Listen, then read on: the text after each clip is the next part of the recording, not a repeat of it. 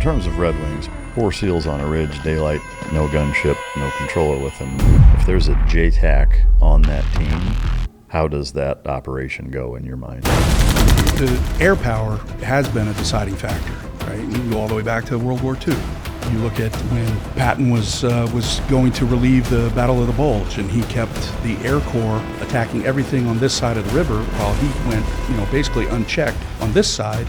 The Germans didn't want to surrender to Patton. They wanted to surrender to the guy who'd beaten them, who was that air commander. Do that math. Do you think if they had a JTAC with them that we wouldn't even know the name of the operation? I think if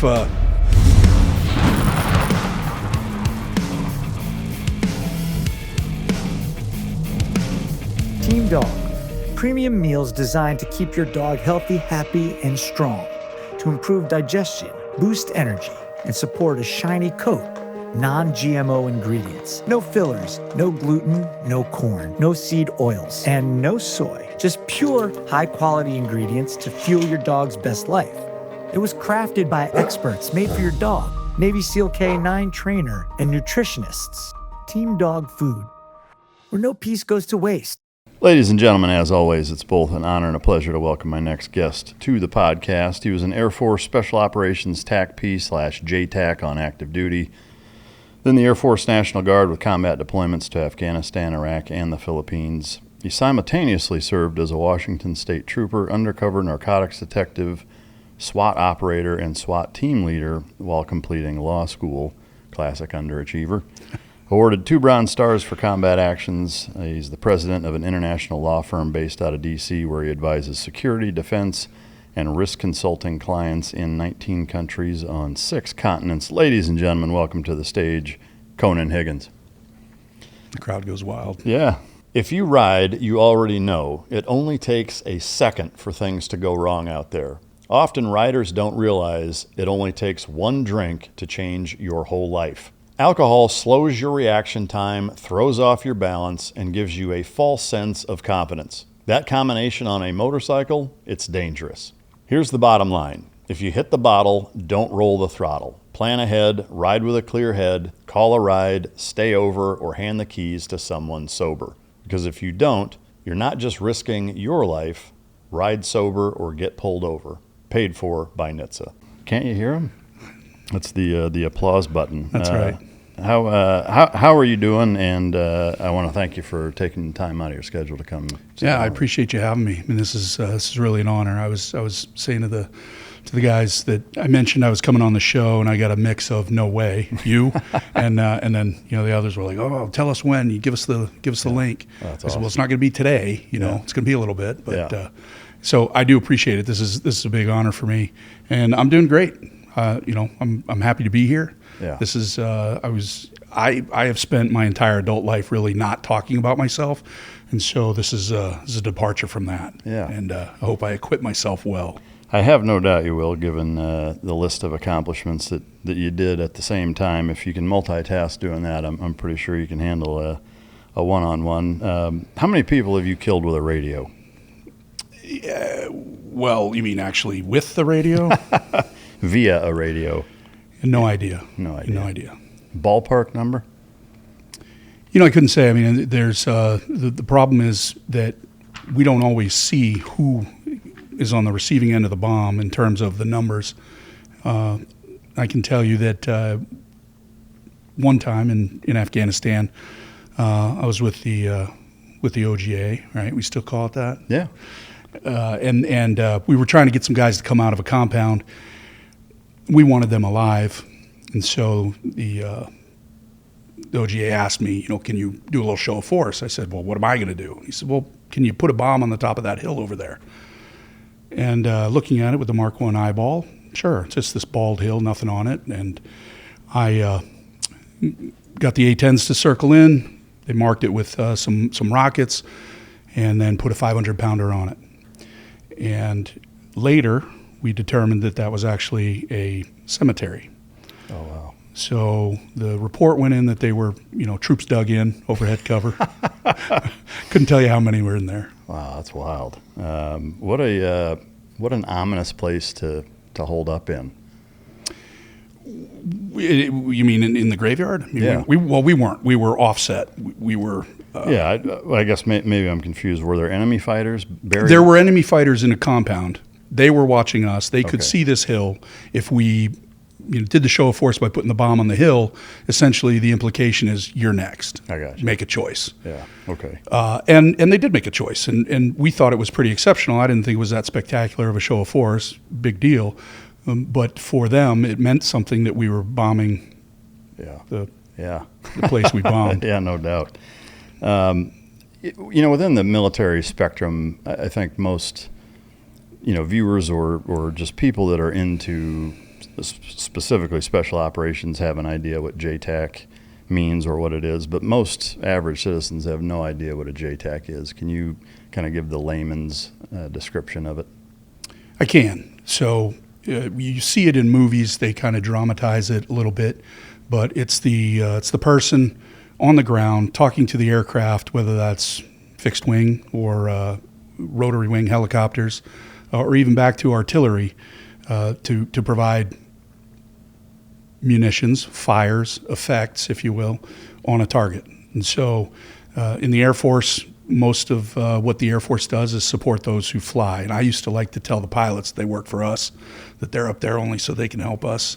But really, we're there to coordinate with the ground commander, whether that's big Army and that's a brigade-sized element, or that's an SF team, or sometimes we'd go out with your guys. So small unit tactics, and we are the person in small unit tactics. Everybody has a job, right? And there's some overlap. We might do. There might be a senior and a junior, but for us, really, it was one guy in the Air Force reaching back, coordinating for, advising the ground commander on what was available, how to employ it to further their scheme of maneuver. So if we need to take that compound and we just can't get in and we need to pull back and hit it with something from a standoff, then I was the one making that happen. Yeah.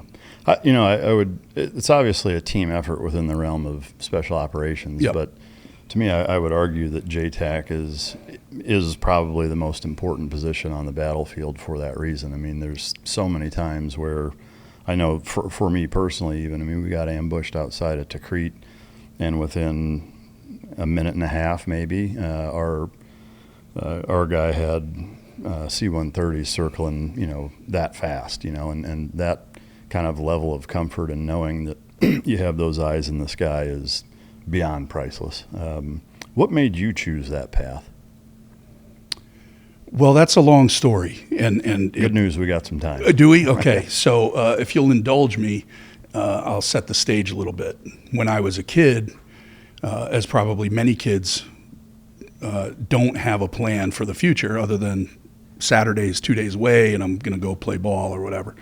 I had a great uncle who was he was an ace in World War II. He was a squadron commander back in the days of SAC, Strategic Air Command of the nukes, and that was really, those were the favored sons of the Air Force back in those days. And he told me that I should go to the Air Force Academy, and I said, okay, I'm going to go to the Air Force Academy. And I did. I left after 3 years. It's still a 4-year program, but the reason I did was because that was in the early 90s, and they had too many pilots, not enough aircraft, so they were banking pilots. And what that meant when I showed up to basic cadet training is that the class of 92 came back from vacation to find out that instead of 600 of them who were all pilot qualified, only the top 200 were going. Well, there's a scramble in class of 92, but they're pretty fixed in their order of merit. I mean, what can you really do? But the class of 93, 94, and then I was class of 95, there was even more wiggle room. And what you really had was people deciding that they were going to fight for the things that really mattered to them. If they weren't going to get into pilot training, what were they going to do? And I had no plan to get through the academy. I had a plan to get there. I did. So, but I had to prep. I had to take a prep year at New Mexico Military Institute. That's an Army school. I hedged my bets there, joined Army ROTC. I went to the ROTC basic camp at 17 years old. Usually that's college juniors going to that. And I excelled, and I liked it. Land nav, shooting, demolition, which we watched at basic camp, but it still was exciting to me. And the idea of then going into the Air Force And being an admin officer was terrifying to me. I didn't want to be some cubicle wizard. And in those days, there was no pathway to graduate and go straight into what's now Air Force Special Warfare as an officer, as a second lieutenant. And that's changed now, which I think is great. But I was told that if I resigned my opportunity to commission through the academy and enlisted, they would take me tomorrow.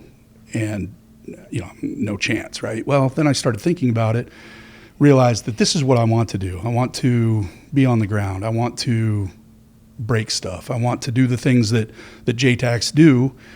And I made the decision to leave. And I left, I enlisted, I went through what was then called the OLH, Operating Location H, which was the PJ Combat Control Selection Course. I went with a couple guys that you may have heard of. Ramon Colon Lopez, yeah. CZ. Yeah, oh, yeah. He's a good dude. And awesome. Another guy, Adam Veazey, who retired eventually as the 2nd Air Force Command Chief. And just a fresh-faced 18-year-old kid named David Goggins. I went through with him. No doubt. Yep. Yeah, So that's a trip. Did you outrun him at some point? I like to think I did. Yeah, he must have been hurt. You look like the type of guy that would outrun. Well, that. it's funny because I wasn't. I was the fastest guy on our team for a little bit. Oh, and then, wow. And then got hurt. But I used to run the 6 miler in under 39 minutes. Wow. Yeah, that's awesome. So I imagine that getting a billet to the academy and leaving is not something that, right? Maybe it's something that's frowned upon. I mean, did you take any slack for doing that? Of course. Yeah. Yeah, I was told I'd regret it. I was told it was the worst mistake of my life. My mother didn't speak to me, that I was no longer going to be an officer and a gentleman. I was just going to be Just a gentleman. The great unwashed. Yeah. That's it's classic for sure. In terms of your childhood, I know you had the relative that was an ace. Were there other things in your childhood that were catalysts for wanting to serve in the military? Like, where are you from, and did you do any things with your dad or extended family that kind of steered you in that direction? So that's a lot of questions. Let me pick it apart. I was born in New Mexico. We moved around a lot as a kid because my mother was very educationally oriented. She was driven to get her PhD. We moved to Tennessee, and then she finished her PhD up in Massachusetts. So because she had to study, my sister and I had to go play. And in those days, kids played outside, right? Yeah. So I would just disappear after Saturday morning cartoons, which ended at 8. People of my age would probably remember that. Cartoons are over, right? There wasn't a dedicated channel, and you needed to get outside, or you got put outside. And so I spent a lot of time outside. I spent a lot of time by myself, or with friends, and invariably we played some version of Army, right? We'd chase each other around. We'd invent bad guys to hunt and shoot and fight. Sometimes we'd fight each other. That's, I guess, what kids did. I grew up for the most part in Maine. And there's a lot of wilderness in Maine. Yeah. We had, in Maine, they call them camps, not cabins. We had a camp way up on Moosehead Lake. Have you ever been to Maine? I love Maine. I mean, I would live there, honestly.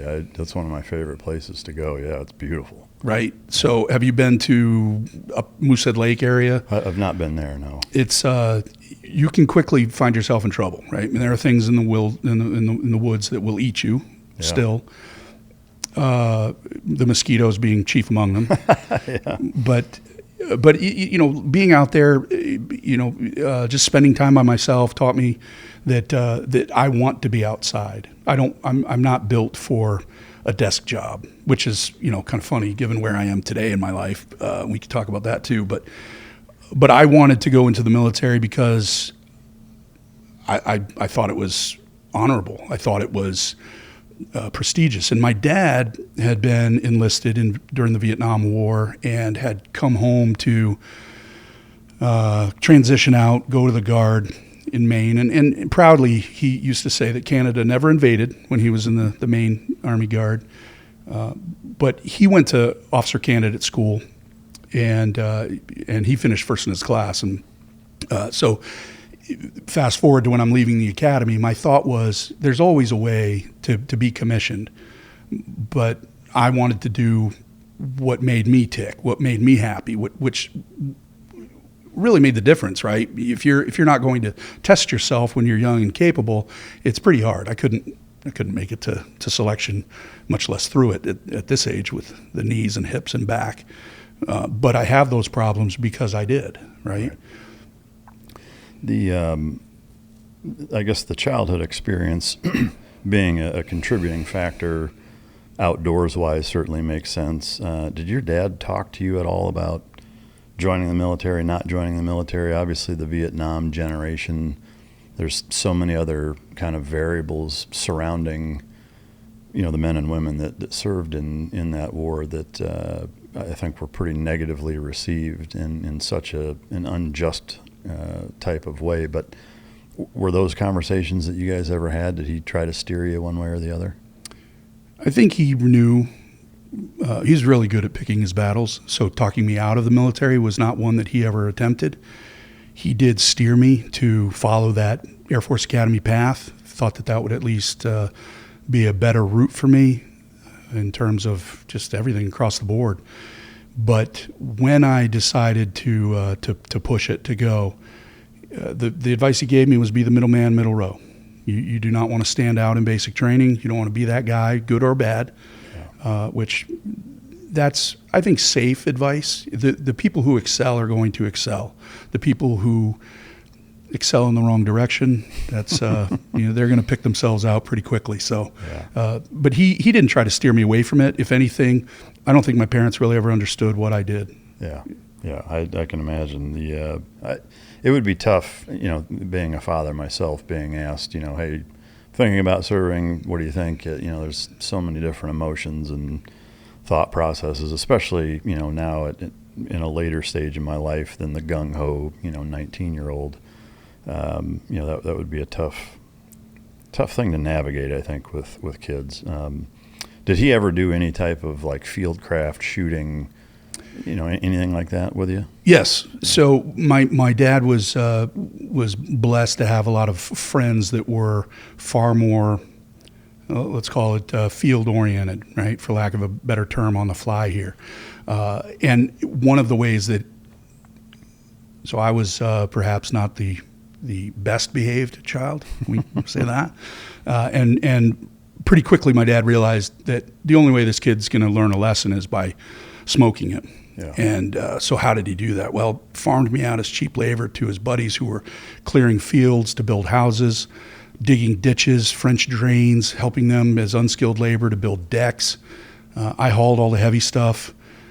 One time, I know in high school, I came home from a high school dance, drunk. Late. He woke me up a couple hours later, and we went to the lake because a friend of his had inadvertently dropped the ladder off their boat down in about 20 feet of water. And my dad just volunteered me, said, he'll go get it. So I did, and that was the end of the punishment, right? Then I had a great day on the lake, and all was fine. But, if you are going to choose a path, there are going to be consequences, and sometimes those hurt. So I think, if anything, he taught me those lessons, right? Be smart, make better decisions. But if you don't, if you're going to be dumb, you got to be tough. Yeah. And so between the mentorship I got from his friends in just the value of hard labor, because every time I was being punished and I went on one of these jobs, they still paid me. And this is back in the mid 80s, I'm getting paid $5 an hour, which is huge money under the table, especially when I have no bills. But all I wanted them to say to my dad was, at the end of the day, I'd done a good job. Yeah. And so I knew why I was there. I was there because I'd chosen to do what I wanted to do, and now you got to pay the piper. But in the interest of teaching me more than just hard physical labor and those lessons, I went hunting with these guys. I went fishing with these guys. I spent time trapping and snowshoeing, cross-country skiing. I signed up for a 4-day, 3-night winter cross-country backpacking trip through Baxter State Park when I was in high school. I'd never cross-country skied in my life. Wow. I want to do that. Yeah. Okay, have you done it? No. Good luck. Yeah. And I lived. I'm here. Yeah. So I think it was more the spirit of he provided me ways to kind of test myself and with some safety nets, with some built-in kind of parachutes, if you will. Yeah. I mean, to me, that type of upbringing is crucial, especially for young men. Absolutely. Not just kind of the tough love / let's make sure you understand that there are consequences for poor decisions, but growing up around, other men, that are kind of instilling those same types of values and moral principles is something that I think is largely lost today, and I don't know why it is. I don't know. I mean, I'm sure technology plays a big role, but I think that there's something else to it. It seems like there's way less of that nowadays with, young men as they get into the teen years being mentored by, a small crew of good men who are capable and dangerous and kind of echoing the things that their dad would want echoed. Why do you think that is? Well, I think there's a lot of reasons. One, the war on masculinity, right, from the media, from society, call it toxic masculinity. Well, those are the traits that settled America. Those are the traits that conquered the wilderness, that built civilization. Those are the things that said, you go ahead and eat, kids. I'll eat tomorrow if we have enough food. It's the self-sacrifice. It's the putting others before self. It's knowing what the job needs to get done and doing it at sometimes great pain to yourself. I think we are a very comfortable society. I think that young men don't really have the outlets that there was the phase. I'm a dad. I'm a dad to older kids, and I'm a dad to younger kids. And there was the period where participation trophies were a thing. Yeah. And I think that when everybody's special, then nobody is. So we invite mediocrity. We invite complacency. And we, rather than reward individual effort and accomplishment, we poo-poo that because we don't want little Billy to feel bad because he doesn't run as fast as everybody else, or because he's not as quick to answer a question or to find an answer or to build a solution. Yeah. And I think that it's been a decades, even generations long campaign against men being men. Yeah. I don't disagree, and I think it's one of the most threatening and dangerous things to American society. Did you have a favorite thing to do growing up?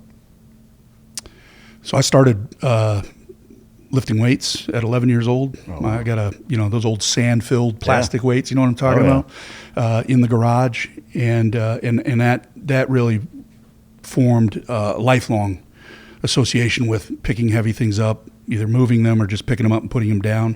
I was a competitive power lifter for a while. I was a Colorado State Open champion about 15 years ago. Oh, wow. No, the Colorado State champion, that was 30 years ago. But 15 years ago, I bench pressed 600 pounds. Wow. Man. And sadly, I'll just say this, I didn't even double my body weight because I weighed 306 at the time. So big fail there. 306. What do you weigh now? 306. Really? Yeah. But I'm just different now. It was sculpted. It was beautiful. I promised my youngest daughter I would ask you this. What's your favorite smell? Ooh, that's a good one. So I would say that there is something very endearing to me about heat and dust and diesel. That's your favorite combo? Sounds like a good aftershave. It does attract a certain type. But think about it. When we would be training, you'd go out to the range. A lot of these ranges, you look at Yakima, if you've ever been out in Washington State or down the Barry Goldwater Range in Arizona, it's hot, it's dusty. And you get those low passes, we call them Kodak passes, after you're done training. Aircraft would come in. F-16 guys loved it when they flew over and immediately kicked their afterburners on. We would key the mic, and that gave them a little stroke. But you smell it. You smell jet fuel, and you smell the heat and your own perspiration from working hard. And I think that that is a favorite. Now I got to tell you, I went to Black Bear Diner today, and they had French toast, and that was pretty dang good. Yeah, so. I'm not familiar with that. Is that near here? Over in Mesquite, where I'm staying. Okay. Yeah, I don't spend a ton of time there, but the name rings a bell. It was close to the hotel, and I'd been to one in Vegas, so I knew it's going to be okay. Yeah. It's like an upscale Denny's, right? Yeah, absolutely. All right, so going back into your early military career, get a billet to the academy, you leave there, and the goal is to become a JTAC. Can you walk us through kind of the path of once you got in and went through with the guys that you mentioned, kind of leading into your first duty station and that first part of your career? Sure. So initially, when I went through, in those days, it wasn't the same. Well, let me back up. Many thoughts, one mouth. Now, today, it's a single starting point. Everybody comes together for Air Force Special Warfare. They start basic training together. Then they go to a pre-selection. Then they go through. Then they branch out for their various career fields. And the schoolhouses are, where they are around the country. They have moved the TACP career field to San Antonio for the most part, whereas it used to be in Hurlburt Field for our initial class, and then for follow-on kind of finishing courses, which I'm sad that young guys don't get to enjoy that, because that's the Redneck Riviera is a great place to be young and stupid. Yeah. But here's the thing, right? So I go through the TACP schoolhouse. I'm the Commandant's Award winner, which is the overall, top guy. David Goggins actually went with me through there, and he got, of course, the most physically fit. Shocker. and then we had this one kid that he got the academic honors. I mean, he was kind of a nerd, but super smart. So the point is, I get to my first duty station, which they had just coincidentally had discipline problems, run-ins with the law, with on base, off base, fights. And so no way they believed that some guy had left the academy after 3 years, had smoked through the schoolhouse, and wasn't a special agent from the Office of Special Investigations, right? So I signed in on a Monday. That Friday, a couple of the older guys took me on a run around the Wonderland Trail, which is around Mount Rainier. It's 93 miles, and they said, we're doing it. And can I say no? I mean, I don't think so. And so I did it.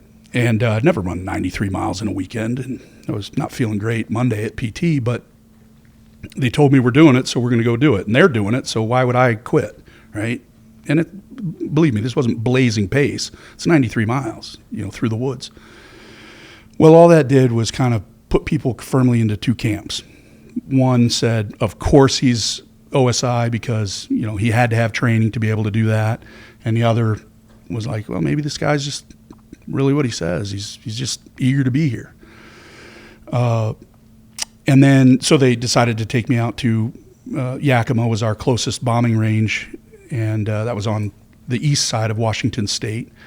And they were going to take me to Control Air. And of course, I've been in the unit for about two weeks now. But I went out, and a guy named Art Boyer was so at Fort Lewis in those days, because TACP do align with every maneuver element of the Army, from Big Green conventional side to the Special Operations side, white and dark soft. And at Fort Lewis, you've got 2nd Ranger Battalion, you've got 1st Special Forces Group. You also had in those days 9th Regiment, which reflagged to 1st Brigade, 25th ID. You had 3rd Brigade of 2nd ID.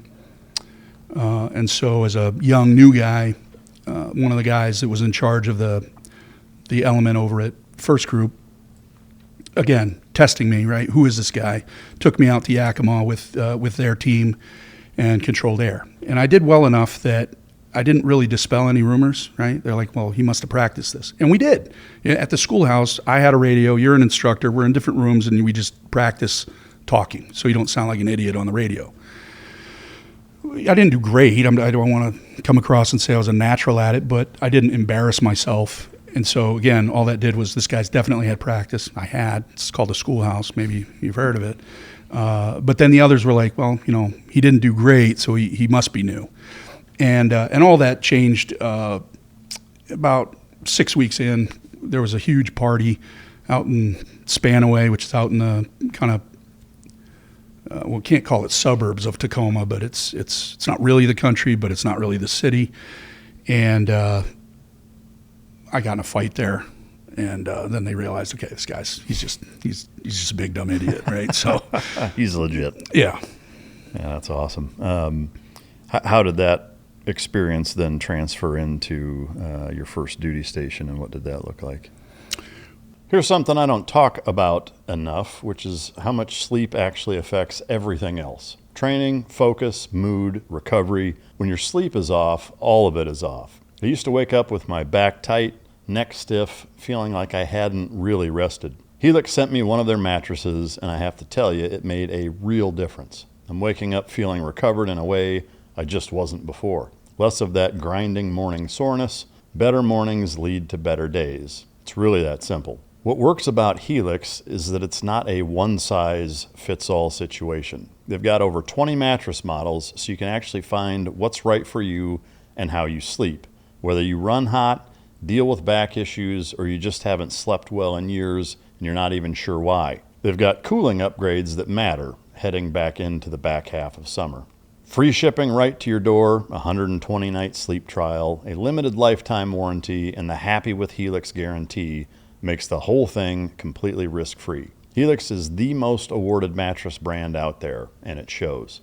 Go to helixsleep.com/micdrop for 20% off site-wide. That's helixsleep.com/micdrop for 20% off site-wide. helixsleep.com/micdrop. Well, a couple things came out of it. One, they recognized, okay, yes, he's young. He's not an OSI agent. He's a product of our training, right? So they accepted me more. And two, they said this guy's capable. I mean, we can mold this guy. We can shape this guy into being something that other than just a 4-year enlistment and out. Let's shape this guy into being something that will help the career field.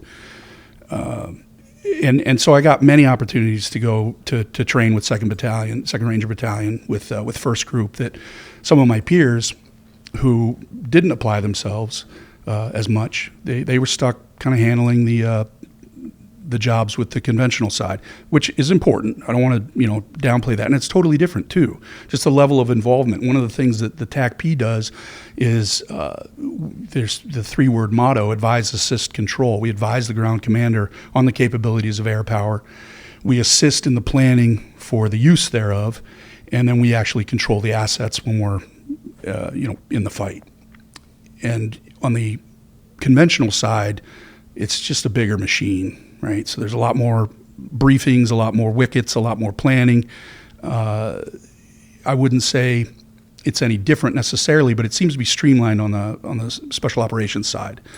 And the ground commander on the special operations side seems more interested in how can you do what I want done. Don't tell me I can't do it. Tell me how you're going to get it done. And so that really shaped my mentality. I wasn't happy.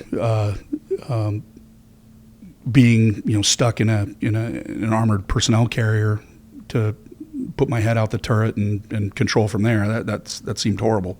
But what did that mean? That meant you're carrying all your gear, you're inserting by helicopter and usually walking out. It was a lot more physically demanding, and I liked that. Ever since I was a kid and all through this, I wanted to test myself. Am I better than that guy? And I am, and I'll prove it to you. And sometimes I wasn't, right? Sometimes, it's a spectrum. So, but I always wanted to, just like, those jobs for my dad's buddies, I wanted the boss to know I'd done a good job at the end of the day. I don't need the pat on the back. I don't need public praise. I just need him to know. Yeah, for sure. And what year was this?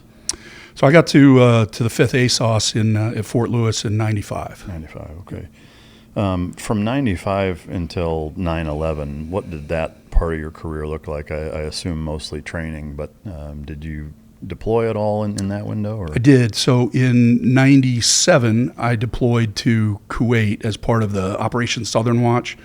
Most people don't realize that we were actively flying and bombing Saddam after the Gulf War and before Desert Storm, before Iraqi Freedom, I guess is what they call it. But he would turn on his radar. He would do something that was prohibited, and they would scramble jets and go either smoke them or they wouldn't. And planes don't like to land with live bombs. So Udari Range is a big range out there in Kuwait, and we would as JTACs clear the bombs off them. It was great training for us, but it also is a safety mechanism for them to be able to land and do their job. And so while I was there on that boring rotation, it wasn't that boring, but it wasn't, nobody shooting at you. Right. Saddam really rattled his cage, and they thought, okay, we're going to go smack him again. And they started bringing a bunch of people and a bunch of more units, different types, operators, everything, because they thought we were going to cross back in and hit him. And that was Operation Desert Fox, I think is what it was called. And I played a small part in that. But it was all training. And what it told me, so by the way, when I was there on that rotation, 5th Special Forces Group was there as part of their regular rotation to the region. And I linked up with them, and I did a lot of training with them. And I decided that, hey, when this enlistment's over, I'm not going to re-up in the Air Force. I'm going to go be a Green Beret. And so I made that choice, and I went that route, and I joined Alpha Company, 1st Battalion, 19th Special Forces Group, which is a National Guard Special Forces Group. But they had a unit in Buckley, Washington, which is about an hour away from my house. But I was only there for a few months because I was young, I had a wife, I had a new baby. She said if I go through the pipeline, she's taking the kid back to Montana, I'll never see her again. And I was young enough and ignorant enough to believe her. So I went to my commander, who also had gone to New Mexico Military Institute, and kind of said, I need to get out. He said, nope. He said, I'll give you a letter anywhere you want to go, but you're not getting out of the military. And so I said, okay, I'll go back to being a JTAC. And there was a guard unit across the street from Fort Lewis at Camp Murray.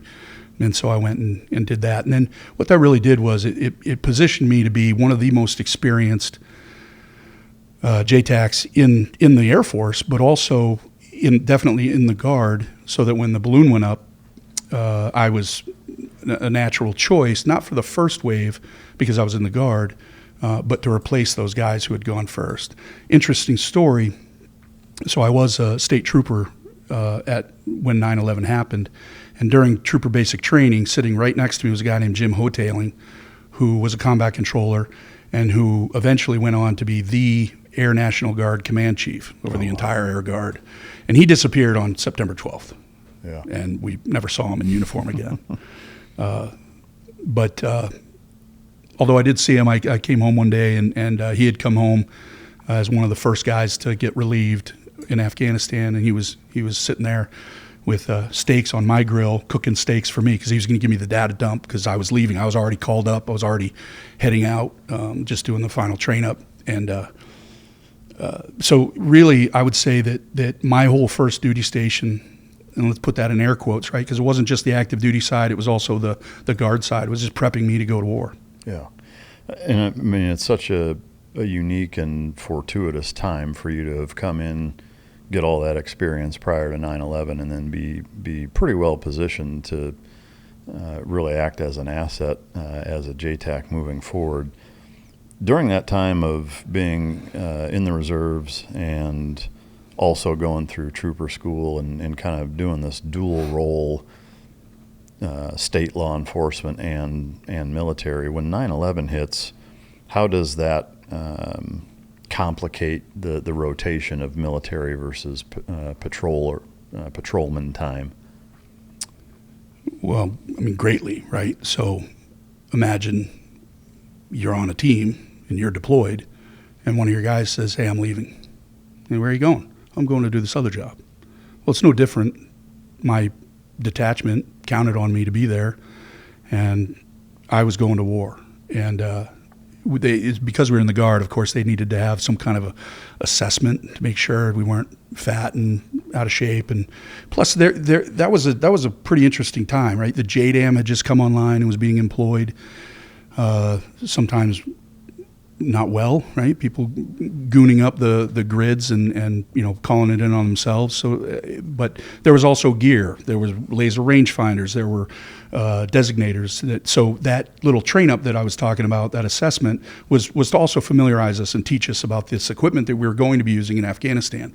Furthermore, the average ruck was weighing about 100 pounds. We don't train with 100 pounds. We might pretty heavily loaded out, be around 80, and that was for a specific mission set that we were training for. But here, you're carrying everything, and if you don't have it, you don't have it. So people would tend to bring it. And there was a guy there named Greg Suspaniak who, back to that Kuwait rotation, he was one of the guys that had shown up, and so I knew him and he knew me. And he had an idea. He was in the Guard, and he had an idea of who he wanted to select for this rotation. And I don't know if he was sending 5 or 6 or whatever, but I pulled him aside and I said, look, I don't know whose legs I have to break, but I'm going. So if you're picking 6 dudes, pick 5 more because I'm one of them. And what that did was I really was pushing for myself to go because I'd been training all this time, and my aspiration of going to be a Green Beret was, it didn't happen. So I wanted to get in the fight, and I did. I did leave my detachment in a lurch, being down a man, but it was more important to me to go and put all this training to use, and again test myself against an environment I hadn't been in yet. Yeah.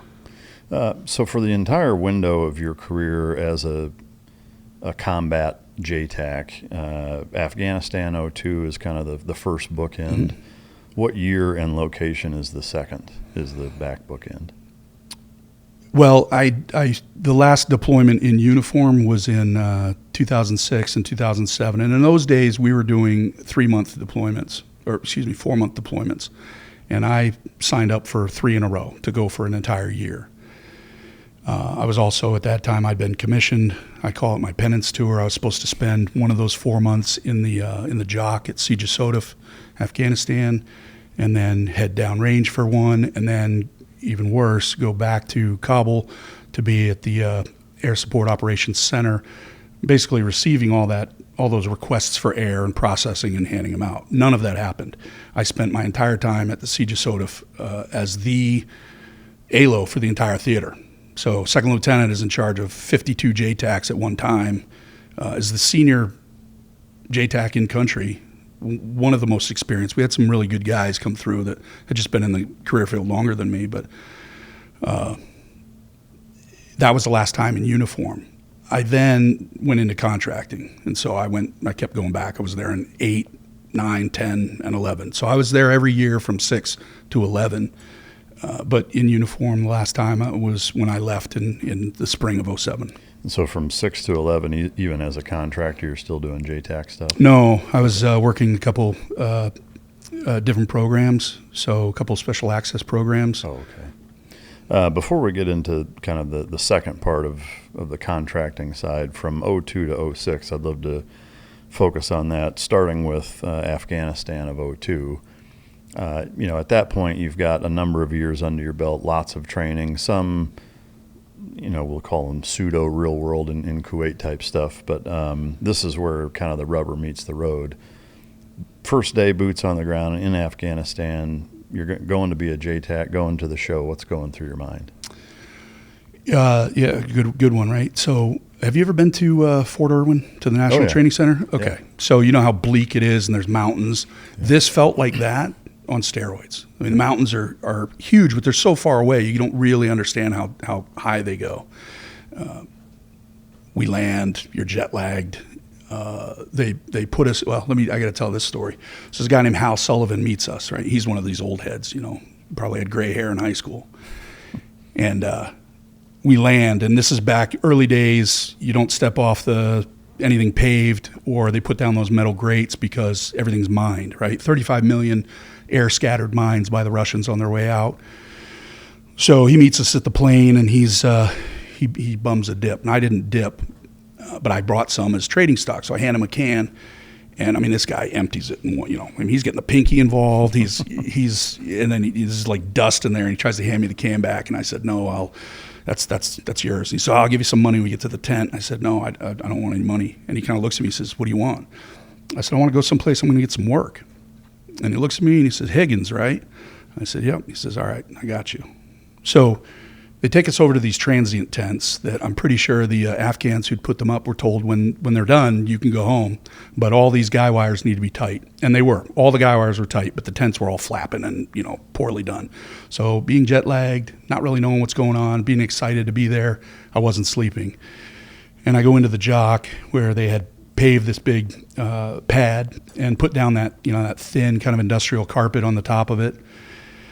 And they had linked all the screens to, they were watching Planet of the Apes, right? So those days, Predator wasn't a big thing. I mean, there was few in country, but they weren't as ubiquitous as they are now. And there was nothing really going on that night. And I've just found the coffee, and I've just got myself a cup, and I hear this gunshot, and everybody looks over where it came from. And they had tables facing each other, right? Guy on each side working on their stations, doing whatever. And this guy has his pistol out for some reason, and he's just discharged into the ground. And of course, it hits the cement, scurries under the carpet between the feet of the guy across from him, who is staring at him like, "What the hell are you doing?" That guy who shot, he left, right? Goodbye.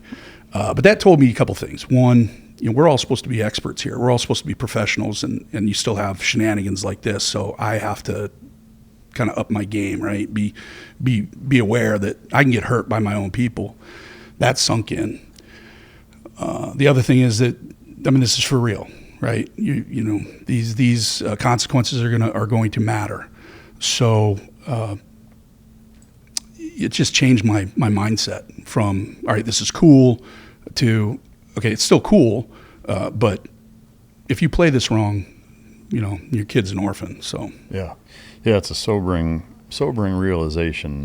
When you first come in contact with that legit combat environment, no doubt about it. From the day you got there until you were actually going out with a unit, how long was that? 3 days. 3 days. And what unit did you go out with first? It was an element of 19th Group. Okay. Yep. And they were already in place. So I was, remember, I was coming in to rip out the guys that had gone first. And I would say that, I don't know what the right handoff is, but what I got probably wasn't it. Yeah. It was a high five at the airfield in JBAD, and game. Just a hey, you got this, man. Yeah. Cool. Yeah. Wow. Yeah. How did that kind of first excursion with 19th Group go? Well, one of the things, you mentioned, and we talked about it a little bit about, I'm the only JTAC, right? I'm it. You guys all know each other. So every time I came to a new team, it was like going through selection again. You got to prove yourself. You have to earn a spot there in the team. And so you got to show up. You got to be humble. You got to be proficient. 2 ears, 1 mouth type of mentality. And these guys had already been in the mix. So they were pretty quick to give a yes or no to me. And the yes was pretty quick. But I felt like I had a lot of learning to do. I knew how to do my job. I didn't know how to integrate with their team. And we were training a 100-man force, mobile reaction force for the OGA. And the Aussie SAS were training a counterterrorism pursuit team that was kind of the genesis of the Afghan commandos. So it was kind of a good transition because, yes, it's a combat environment. Things can happen, but I'm training. So for the most part, Monday through Friday, we were training these guys. Now, that changed when we would get some intel and we'd have to go out and do something. But for the most part, it wasn't, let's go back to Vietnam. The guys are, they're landing, they're getting their gear, and like, you're going on patrol tonight. Good luck. Yeah. So it wasn't quite that severe. Yeah. Do you remember the first time that you went out on a real world gig and actually got on the radio and called in close air support? Oh, yeah. Can you walk us through that? Sure. I'll tell you that probably the most interesting one, it was we got word that a helicopter had gone down in the Konar River, and it was a pave-low. It had a in-flight refueling mishap and damaged the rotor blades, and so it had to set down, and it set down on the only island big enough to accommodate it. That's a big bird, right? And so the team said, great, we can load up. We'll be at the airport ready to head up there. I said, can't do that because we already have a QRF that's now stranded on the island too, and they're taking fire. I said, okay, well, get us over there. They said, no, you got to drive. So driving there was It's like a 3-hour ordeal. And didn't make any sense. In those days, we had Toyota Tacomas, right? So we didn't have gun trucks. We had a homemade pintle for our heavy weapons. One truck had a 240, and I carried the saw. And then I had slung my M4 with a 203 on it, which was really used more for marking than anything else. But we drove up there. It was kind of late afternoon by the time we actually got in the area. We could hear the fighting before we got there. We could see on both sides of the river firing towards the island. So we engaged the guys on the western side, because that's the side we were coming up, and then occupied that space. And I'm in contact with the combat controller who's on the island with the bird and with the down crew and the QRF. And it's all they can do to just stay low, because there's no trees on that island. It's the helicopter had put down in a bit of a defilade, but you could see the top of the rotor mast, sticking up. And then, like a scene out of Vietnam where, remember, Dien Bien Phu, the Viet Cong had pulled the artillery pieces up into the mountain to fire down on them. They were doing that. They weren't any good at it, but those are still artillery rounds, right? And they're coming in. So I had a CAS stack overhead with A-10s. I had a P3 that was really helping me kind of relay back to the AWACS and just also keep situational control, because things are fluid on the ground. And we handled the artillery pretty quickly, because the A-10s are, they're an amazing CAS asset, right? So now we just have one side of the river to contend with, but now it's full dark, and the moon is starting to come up, and those mountains, as I'm looking across the river, that's to the east. Those mountains on the other side of it is Pakistan, and we start seeing headlights coming down the mountain, multiple, like a convoy. And the P3 is asking me, verify where you are. And I tell him, and he confirms it. He says, okay, because we have IR signatures on the east side. Well, Taliban didn't have IR. Who was that? I don't know. And sometime in there, I don't remember exactly the time frame, but the A-10s told me that they were going to go high and dry because our medevac was coming in, and I hadn't called for a medevac. So I talked to the guys on the island. I'm like, hey, did you call in a medevac? They said no. And right about that time, I can hear rotors, and I look off to the west, and there are cliffs off to the west, some distance away, and hugging those cliffs at about the military crest of them, if you will, are two medevac birds and two Apaches, and they are screaming north, mock snot. That's when I realized that we're the diversion. So whatever the real thing was, it was happening somewhere else. And there are some things that you look back and you have the V8 moment, like, why didn't I see that? One of them was that they had us drive. Another, but look, they'd already lost a bird. They'd stranded a QRF. I got it. There was a decision made. We're driving. But then they brought in a Chinook to repair the damaged rotor blade. And have you ever seen a Chinook at nighttime? Yeah. I mean, it's just two bright halos from all the dust, right? Yeah. Hey, here we are. So that didn't make any sense. But it all became crystal clear when the medevac was heading north. And I'm pretty sure, based on later experience, that whoever was loaded onto that medevac was probably chewed up by the dogs and full of bullet holes, and they were taking them back for SSE or whatever. But it's a little sobering when you realize that we're here doing something that we think is pretty important, and it's not. Yeah. It's important to the main effort. Don't get me wrong. It's not like we were wasted. But everybody likes to think you're the belle of the ball. Yeah. You're not, buddy. Yeah. Stand over by the punch bowl. We got Yeah.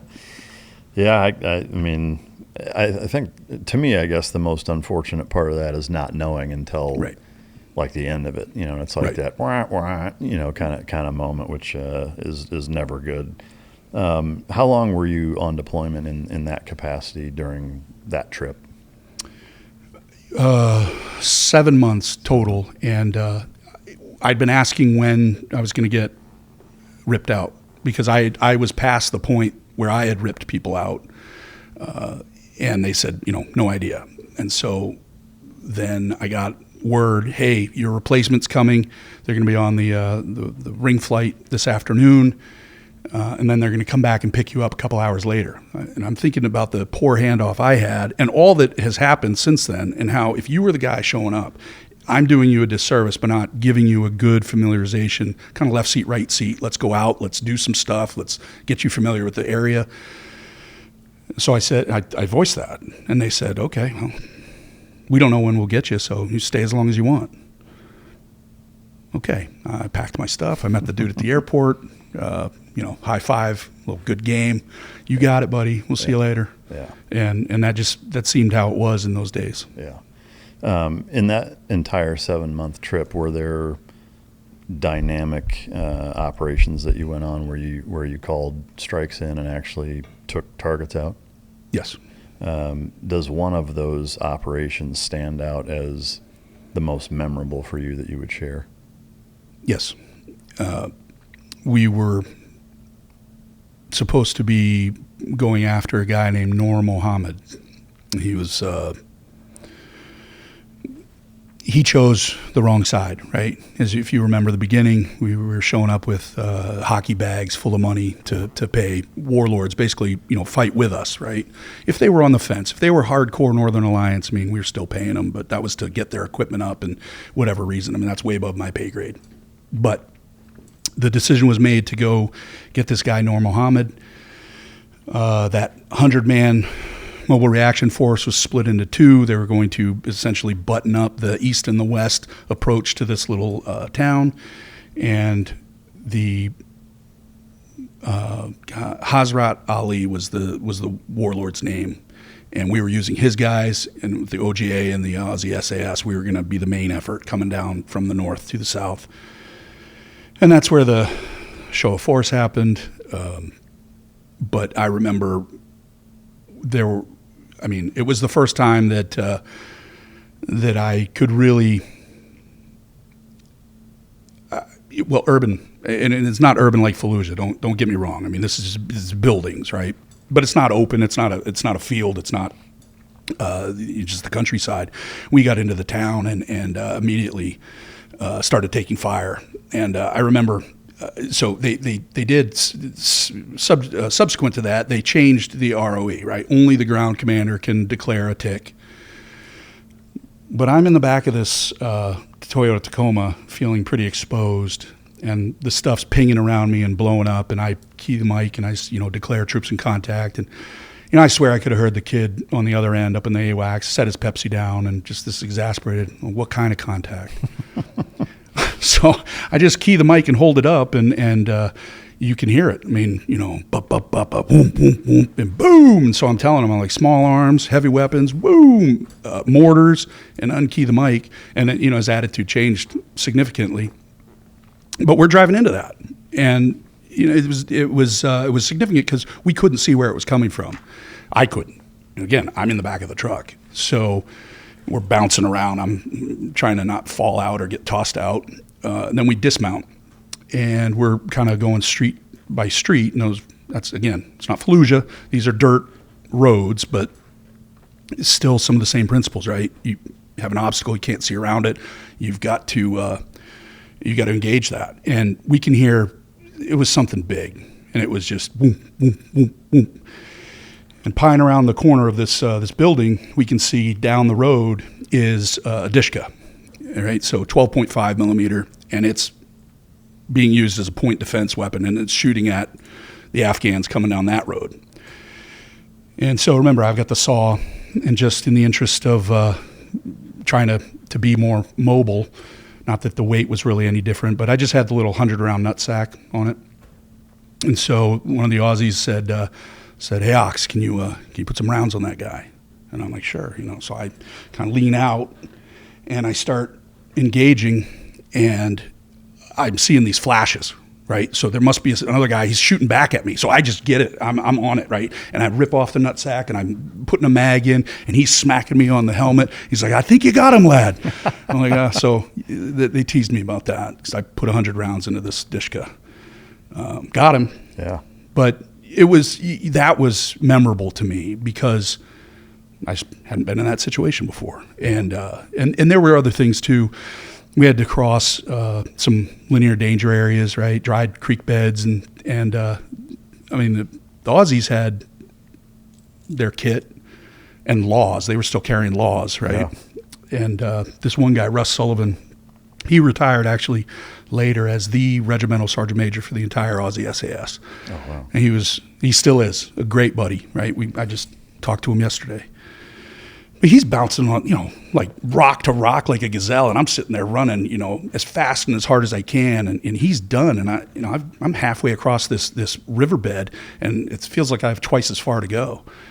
And so I've gone through more protein powders than I can count. Most of them taste like chalk. You get zero say what's in it, and you're stuck searching for another brand. True Nutrition fixes that. It's protein powder you build yourself, the exact ingredients you want, your flavor, your sweetener, in the proportions you choose. Every day, I'm focused on hitting close to a gram of protein per pound body weight. So I built my mix around a whey base, added collagen for joint support, threw in some probiotics because gut health matters, and went with a light chocolate flavor sweetened with monk fruit. Here's how it works. You pick your protein base, over 20 options. Whey, plant-based, dairy-free, all third-party tested and verified at their facility. Then you choose your flavor from 28 options, sweetened with stevia or monk fruit, and you control the intensity. Then you add your boosts, collagen, probiotics, aminos, lion's mane, whatever fits your goals. It saves as your custom mix and ships exactly the same every time. The whole thing takes just a few minutes. There's no chalky aftertaste, no artificial sweeteners, non-GMO, no fillers, no gluten. One of the only proteins I've used that doesn't mess with my stomach at all. True Nutrition has become my go-to, and they ship to over 150 countries worldwide. Head to truenutrition.com/micdrop and use the code MicDrop for 20% off your first custom protein blend. That's truenutrition.com/micdrop, code MicDrop. Go build your own mix and take 20% off. Once you've had a protein you actually look forward to, you won't go back. I get to the other side, and I'm trying to make myself as small as possible. By the way, I'm carrying the radios, right? So there's extra weight there. Yeah. And I'm not small anyway. So me hiding behind a rock is, it's an art form. And I never wanted to repeat myself on the radio because that's where mistakes happen. So like Michael Jordan, getting to the foul line, you got to calm yourself. And so I'm, this is Playboy 923. And the guy up there was obviously pretty seasoned A-10 driver, and he was good. He could sense. I mean, he'd been with us. He knew what we were going through. And so he just said, "Hey, buddy, I'm up here. I got you. Take a breath." And it all changed after that. It was just like, okay, look, if it's going to happen, it's going to happen, but I'm not going to spaz out. So yeah. And if you mentioned it and I forgot it already, what airframe was that? That was an A-10. An A-10. Was there in that deployment, was there a either preferred or most predominant airframe that you relied on in those situations? The Apaches. Really? Yep. Yeah. Yeah. Do you think that it had more to do with the mission, the environment, what was available, combination of all the things? All of those. Yeah. Again, this is 02, and so they later had. So the gunships, the AC-130s were in Uzbekistan, and we weren't getting those because a lot of our fights were ad hoc in the day. You got to get SecDef approval to fly them after sunrise. So that was never a consideration. Oh, by the way, again, we're white soft.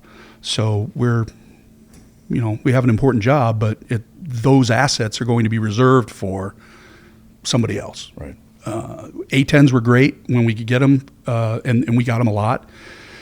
We got a lot of F-18s, and they were good too. The problem is, right, an A-10 is built to loiter and have those turns, and CAS is its main mission set, whereas the F-18s were pretty much yo-yoing to and from the tanker, right? It seemed one was always going or coming and one was on station. And then we had some F-16s. We did have some coalition F-16s, and we had the French. I did not. Well, Why the pause?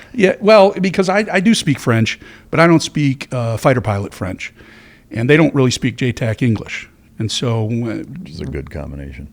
it's a necessary combination, and so we needed to do things in English, and really, I could never feel comfortable enough to employ them kinetically, flying around, giving us intel, about the best I could do with them. So. Kind of an oddball question. How/why do you speak French? I grew up in Maine. I went to Catholic school. We had French Canadian nuns. Oh, okay. And so and then my dad and I spoke it in the house to basically go secure for my mom and my sister who did not speak it. Yeah, that's a trip. All right, so as that deployment wraps up, it's a 7-month, you finally rotate back. Did you rotate back into going right back into the state trooper position until the next deployment? It's a difficult transition for any warfighter to come home from an environment like that and just integrate into society.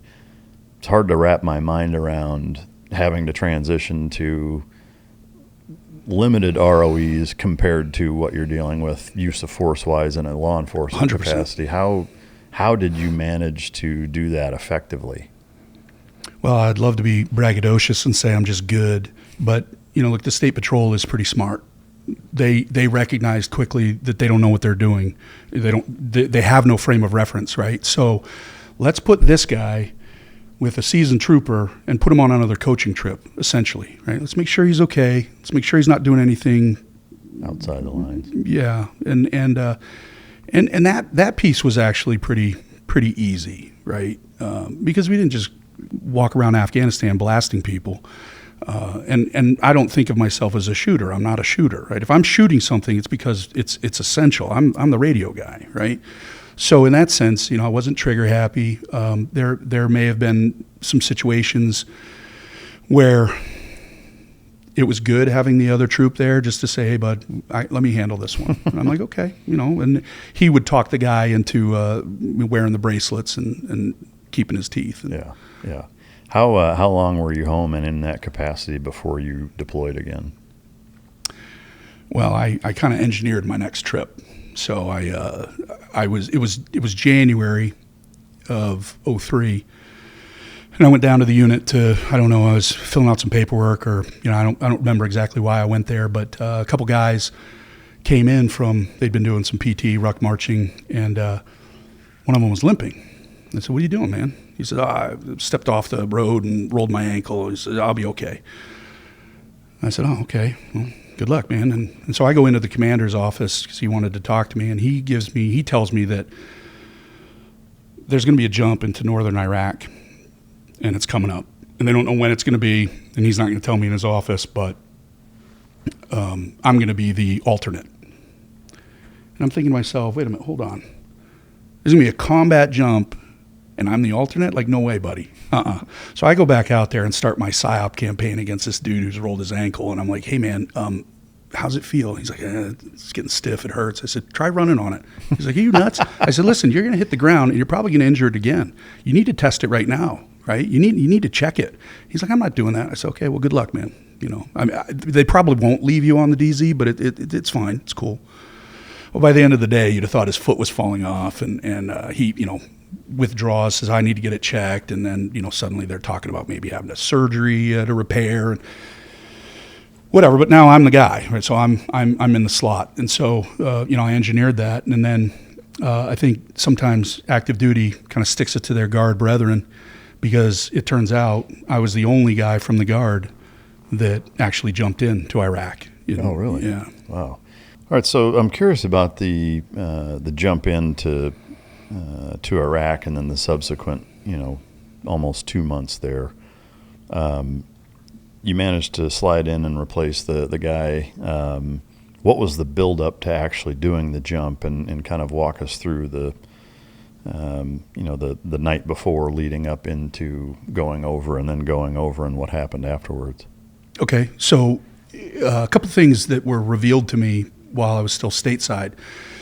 Went into the SCIF to get the secure brief about what was happening and when, get a more concrete idea of it. And in those days, the Air Force at the battalion level. So let me back up. The 173rd Airborne Brigade was the unit that was going to be jumping in. And that's obviously conventional Army. And the Air Force is responsible to provide TACP at all levels of that element, right? And so a lot of people think a TACP is a person. It's not. It's a Tactical Air Control Party. And in that party, there's an Air Liaison Officer. In that party, there's a Theater Airlift Officer. There's the JTACs. There's Intel. There's other things. It's a party of people that are brought to assist with the fight. There aren't, where do those officers come from? Now they come from the career field. Now we have TACP officers. In that time, they came out of a cockpit, and they were called BALOs, Battalion Air Liaison Officers. But there weren't enough of those, because remember that story about too many pilots, not enough cockpits? Yeah, they got the math wrong on that. Now they didn't have enough pilots. So pulling them out to go do a ground job wasn't going to happen. So in their infinite wisdom, they decided, okay, we're going to make the enlisted guys BALOs, and they called us E-BALOs. And so I was a tech sergeant, and I had the responsibility for the job of a senior captain or junior major, but remember, I'm an E6. So the Army, who's very rank conscious, looks at me like, go sit in the corner and don't talk. I say, that's cute. I'm part of the senior staff. You go sit or make coffee, do something, useful. So I'm in this briefing, and I'm told that the only person who is going to jump from the guard is the E-BALO. They don't know me. They don't know that I'm sitting there listening to this briefing. They know I'm there because there's a list, but they don't understand who's who in the zoo, right? So before I even left home, I realized I'm the only guard guy who's going to be jumping in. And we're bringing, a handful of guys. And these guys, if you think about it, they're walking away from their civilian jobs, from their families, because they're volunteering, they're stepping up, and they're under the, misconception that they're going to jump into Iraq. So we get on the ground at Camp Ederle, and in those days we were wearing DCUs, but much like our SEAL and other soft counterparts, we had modified uniforms, right? We had sleeves in the pockets. Now everybody thinks that's a good idea, and it is. Slick, no names, no rank. I had, Velcro rank that I could put on if I needed to. Had a big Fu Manchu, and whenever I'd take the helmet or hat off, and sweaty hair, and I'd just stick it up like one of those troll dolls, right? So part of that was just to make sure they understood that, who's who. He's that guy. And so we're doing the final practice on the parade field, and then the sergeant major gets up, and he's giving his hoo-yah speech about we're going to war, and he says, all right, are there any questions? And I raise my hand, and he looks at me, and one of these kids is not like the others, and he says, Air Force? And I said, roger that, Sergeant Major. He says, all right, what do you got? I said, well, since 10th Group's already on the ground with the Peshmerga, why don't we just air land? We could have everybody on the ground in an hour or two and get to the fight. You thought I'd ask to have sex with his mother in church. He is shaking, the veins are coming out, he's freaking out, he's like, we're jumping. And I'm like, oh, roger that, Sergeant Major. So now we moved down to Aviano, where it was pretty cool. They had shut down transatlantic resupply to have enough C-17s there for the heavy drops and for the personnel drops. And they're just lined up on the runway. And the taxiway. And it's pretty cool. And I asked a question, we're in one of those briefings, and I said, so the heavies are going in first, right? And they look at me like I'm stupid. They're like, yeah, of course. We're dropping Humvees and Connex boxes. We don't drop those on people. I'm like, yeah. And how are those marked? And they look at me like I'm really dumb. They're like, chem lights. I said, yeah. And what color are those? And they look at me like I'm absolutely retarded. And they said, they're going to be IR. And I said, yeah. The problem is this is a static line jump, dummy, and we're not wearing nods. So how do we see the IR chem lights? And you just see them kind of glaze over, and they're like, okay, more on that in a minute. So then I find out, that we're going to have the ubiquitous kind of obligatory steak and lobster feed before you go off to war. And we go to eat that, and they have the manifest. And they ask my name, and oh yeah, here you go on in, Sergeant. And so I step aside, and the next guy, comes up, and none of the rest of my guys are on the manifest because, as I said, I'm the only one that's jumping, and so they won't let him eat. They won't let him eat the steak and lobster. I said, they're coming in day 2. They're like, yeah, sorry, man. Sergeant Major said only people on the manifest get the steak and lobster. So in protest, we went over to the base Burger King and had a double Whopper with cheese eating contest. Who could eat it in the fewest bites? And I won with 3. But word of advice: you got to make that first bite really count. Because anyway, so the next day we're getting ready, and they want to issue chutes, and of course I'm trying to delay that as much as possible. So thinking back to your static line days, the biggest you can adjust it is a 5. And so this private comes over and asks what size I need, and I told him to get me a 6. And he runs off, and I don't see him for a while, and I'm just sitting there, fat, dumb, and happy. And finally he comes back, and he's got one, and it's a 5. And he says, "The biggest one I could find, Sergeant." I said, "Okay, is it the triple canopy?" He said, what are you talking about?" I said, "Well, they just weighed my ruck, and it weighs 141 pounds. And my kit weighs 60 pounds. So that's already 201 pounds, and I weigh 295, and that's 496 pounds. A single chute maxes out at 500 pounds. I mean, I could have catastrophic failure. So can you go get me the triple canopy?" And off he runs. And I see some NCO just knife handing him, until he points down the flight line towards me, and he comes over and he's like, "Air Force, what are you doing messing with my private?" I'm like, "Man, I'm just trying not to wear this as more than I have to." So, but we get on the bird, and they told us we're going to jump at 1,200 feet, which is not a combat jump.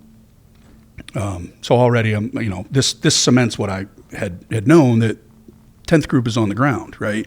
Like this is a show of force. To who? Well, to the Turks, because the Turks had closed their airspace to us.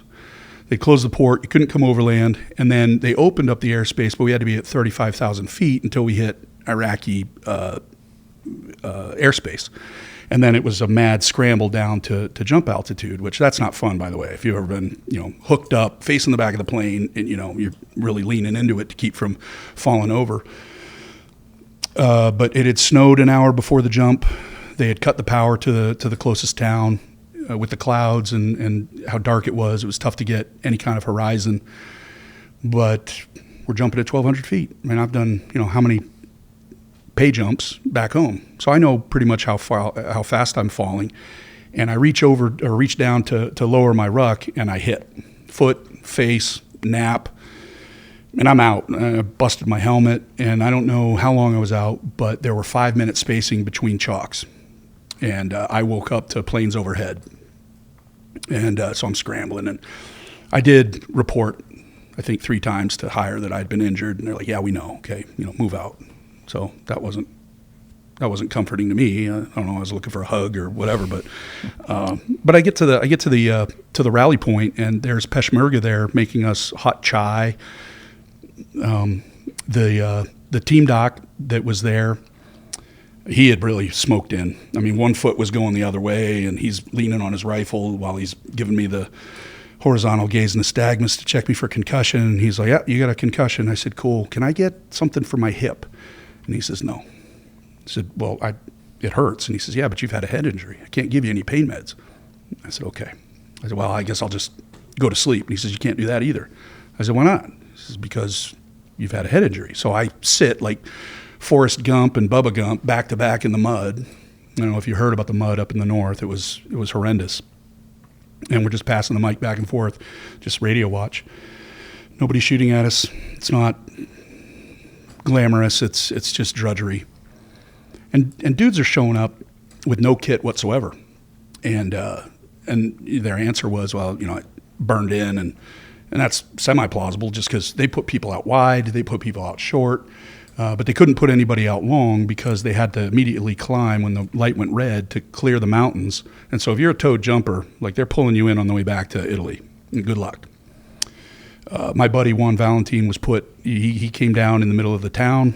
He was freaking out because, again, we don't know who's who in the zoo. Yeah. And he had to make his way to the rally point. And anyway, the next day you wake up and the sun is kind of up. It's foggy and overcast, and littered across the countryside are all these rucks and kit, and people just covered in mud, and it got heavy, and they just jettisoned it and said screw this and walked in. But then we sat, and we took this airfield that was already taken, but then we didn't move. We didn't go anywhere. And part of it was told to me that there was a unit out of Germany called the Herkenmerk, which was, kind of a contingency armor unit. And the brigade commander wanted to wait for them to come in before he committed his troops. So some element was moving just to kind of check staging areas. Again, not anywhere near the fighting, but the thing that some people don't really understand is the 10th group guys that had come in, they'd flown in on MC-130s, and a lot of them had been shot at, had taken fire on the way in, and they'd been in there for a week or 2 weeks prior, and they were fighting not the Iraqis, but the Ansar al-Islami, who's a splinter group of jihadists, right? And so they would engage, they would kill them, occupy their spot, do some SSE, and just keep leapfrogging that way. And so while we were there, just kind of reconning this assembly area, this truck comes up, and these two dudes come out, and they're wearing BDUs, and we're all in DCUs, which makes no sense because northern Iraq is green, but again, above my pay grade. So you're like, hey guys, what's up? And they just came to refresh some meds and get some chow and whatever, resupply. And they looked at me and they're like, you in the Air Force? I said, yeah. I said, you a JTAC? I said, yeah. They said, you know Johnny Knipe? And I said, yeah. They said, well, he's our guy. He's our JTAC. You want to go see him? I said, yeah. So I grabbed my number 2 guy. We go over to the S3. We said, hey, we're going to go with these guys for a little bit and just see what's what. And I don't think he really liked me, but I think he respected me enough and knew that this was a waste of everybody's time. And so he just looked at me and he said, don't get hurt. And I said, okay. So off we go. And that team was in a house, one of the few houses still standing in this partially destroyed town of Dubuzny. And got up on the roof, and you can look south towards the Connie Domlin Ridge. It's obscured by haze and smoke because they had oil fires going to kind of obscure their movements. And they had been in a big gunfight the day before. So the north-south running road tees into an east-west running road that kind of eventually bends south off to the east of that intersection. But at that intersection is what was an old prison. And they had, been on the roof of that, engaging, and the Iraqis were using those white Opel cars as taxis, or they were taxis, but they were using them for currying whatever. And so the next morning we get up and we go to the prison, and the stairwell that we were going to take to get up to the roof, there's a 2,000 pounder that has punched through the roof all the way down to the base of the stairwell and dudded. Wow. So, you got to go by that. It's a big boy right there. And, people are joking, oh, key the mic, move, let's go. So, get up to the top, and we had a PsyOps team with us. And they had their loudspeakers and all that stuff. And they were down. They didn't come up to the roof, but they were down, with their trucks and the power and all that stuff. And so we're on the roof, and Ranger Knipe and me and my buddy that I brought, Matt Foote, we're on the roof in kind of this little guard watchtower thing, right? I don't know what it is, and we're taking fire, small arms, some heavy weapons. Artillery rounds are being launched, but they're not accurate. But here come these vehicles, and so the SF team that's with us, or I should say, we're with them. And they're engaging, right? And so they're javelins and whatever. And now the small arms fire is getting closer because they're moving. And you really can't get a feel for the terrain. And it's not very hilly, but it's enough that they're masking their movements best they can. But small arms, the effective range of that, it's the heavy weapons that are now really concerning because you can hear them, you can feel them whizzing by you. And then the artillery rounds, which they're firing from the reverse slope of the ridge, they're walking them in, right? And so it was surreal. There was, it was as close, I think, to an arc light strike in Vietnam, where these bombers are just unloading across the entire ridge. And it's come in west to east, keep all effects south of the road, and we're dropping everything that we could never drop in training back home because we don't train with cluster munitions. We don't get to employ JSOWs, Joint Standoff Weapons, right? Those, I think at the time, and they were something like $750,000 a pop. So they're not going to let us just drop those, but we were dropping them that day. And it was surreal. It was awesome. It was probably one of the highlights of my life was that day. And then the artillery is just getting too close, whether by choice or by chance. They've figured it out, and now they're impacting about 20 meters from the base of the wall. And so if they hit that, and we make the decision to leave, we go back to the house. Gonna rest and refit, and I'm up on the roof of that house, getting a little sun bath, about to eat an MRE, and the word is, hey, we got to go, pack up. And you look over the roof, and down on the road, there's just trucks moving south, and they are loaded with dudes, with Kurds. Water trucks, people hanging onto the sides, pickup trucks, and they're just stuffed in there like cordwood. And what had happened was, during that engagement, the PSYOPs team was broadcasting that Baghdad had fallen, and it had the day before, April 9th, and telling them to quit. There's no reason to fight, stop fighting. Well, when we broke contact, they did too, and they grabbed up as much of their dead as they could, and they got out of there. But now the Kurds knew too, right, that there's nobody stopping them from advancing on Kirkuk. And so they were streaming and screaming down the road to get to Kirkuk. And so all of a sudden, here comes the 173rd, right? Like, hey, they got the word too. So we jumped back with them, and we got to the air base there in Kirkuk so soon after they had left, the Iraqis had left, that as we're clearing these buildings, in the dining facility, they were proofing bread. And it's like, those kitchen-made things that you put on your counter, but it's huge, it's massive, and it's just, the bread is just, the dough is just spilling out onto the floor. They've left, minutes before we got there. And then it's just quiet. There's no fighting. There's nothing going on. The ground commander wanted us to train the local police force to patrol. And he wanted to use us as relays because we had SATCOM. I said, that's not what we do. Or you don't put a brain surgeon on guard duty, right? We're not doing that. He says, oh, well, if you're not going to do that, we don't have to feed you. I'm like, oh, I don't think this is going to work out the way you think, but, okay, I'll report that up. And so that got a little contentious, but then this farmer comes to the gate and says, there's a plane went down. And, initially he's shooed away because no plane has gone down, that we know of. So the next day he comes back with a piece of it, and it is a plane, and it turns out it's a piece from a Strike Eagle, an F-15E Strike Eagle. And so, because of our reach back with the SATCOMs and everything, we, a few of us jump on it and we go out, and Strike Eagle has two people in it, right? Pilot and a weapons systems officer, but you couldn't tell.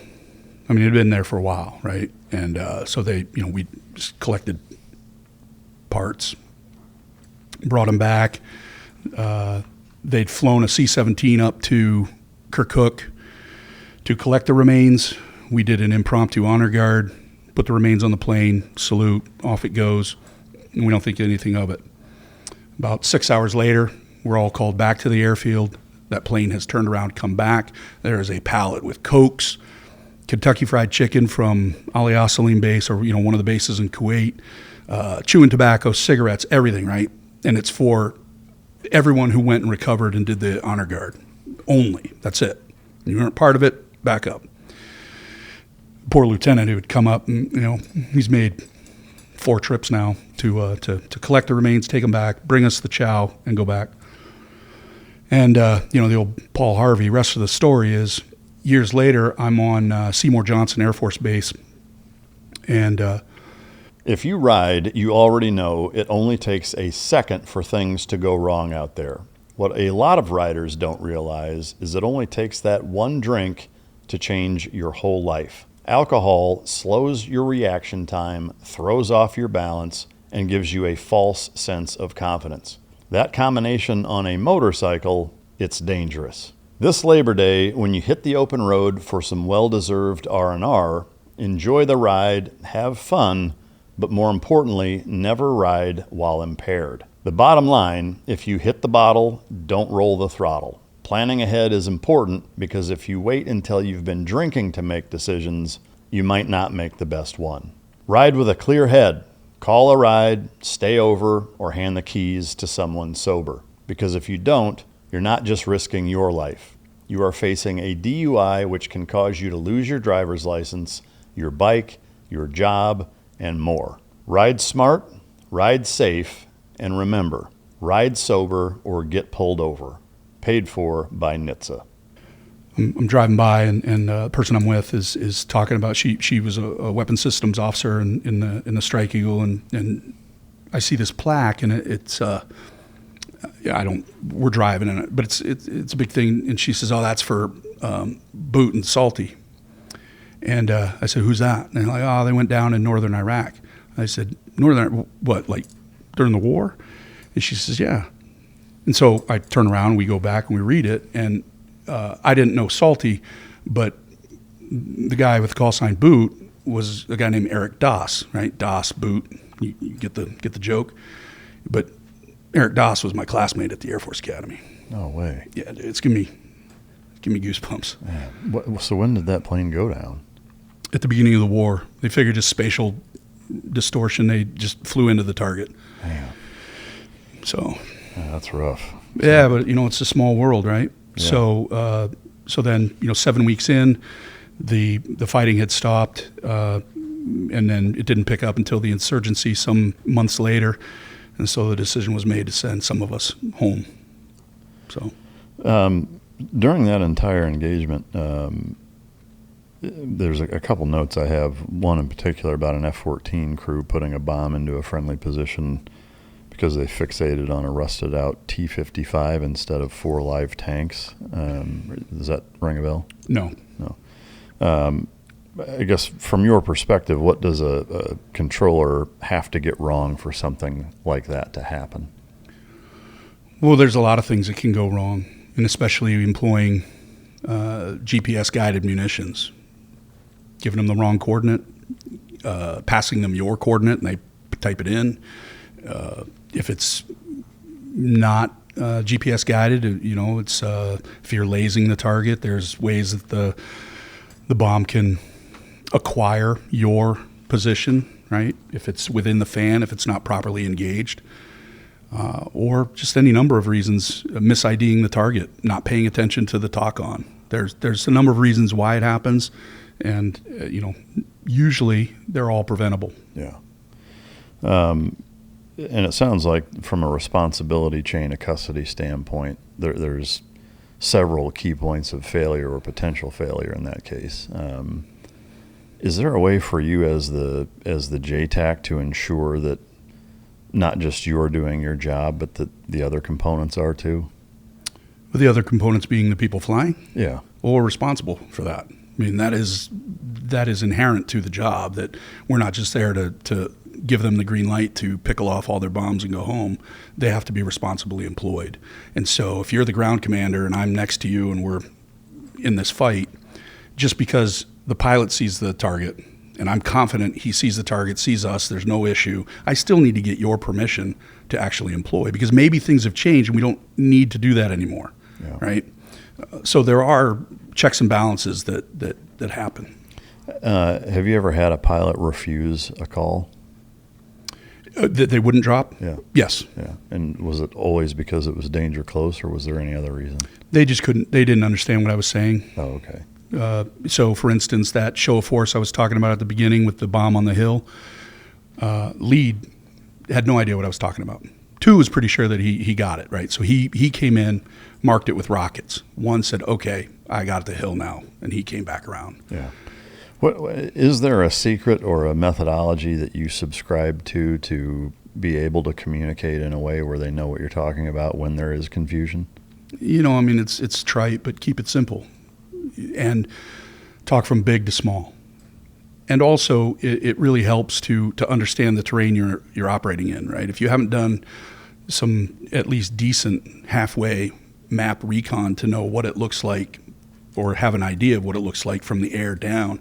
And we're talking about a road running north-south that intersects an east-west running road. He probably sees 3 or 4 of those. Right. Well, which one are you talking about? So you have to get his eyes in the area and then narrow that field even further until you are confident that he is seeing the road you're talking about. And that's, it seems obvious, but remember, I mean, this is a 2-way firing range, so things are happening. Yeah.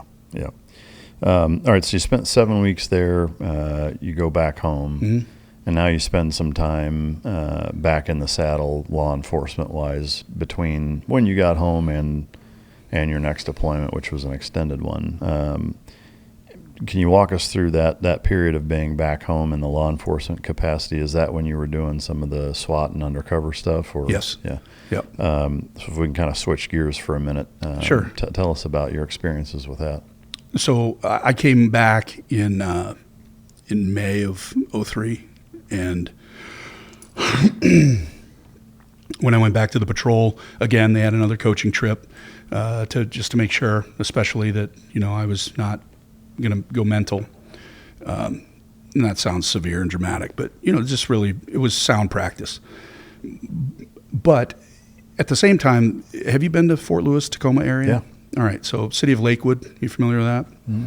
So that's a small city with big city crime, and they had been contracting for their police services with the county until, I don't know if it was a whistleblower or kind of an inside nudge or something, but they realized they were actually funding about 70% of the sheriff's department.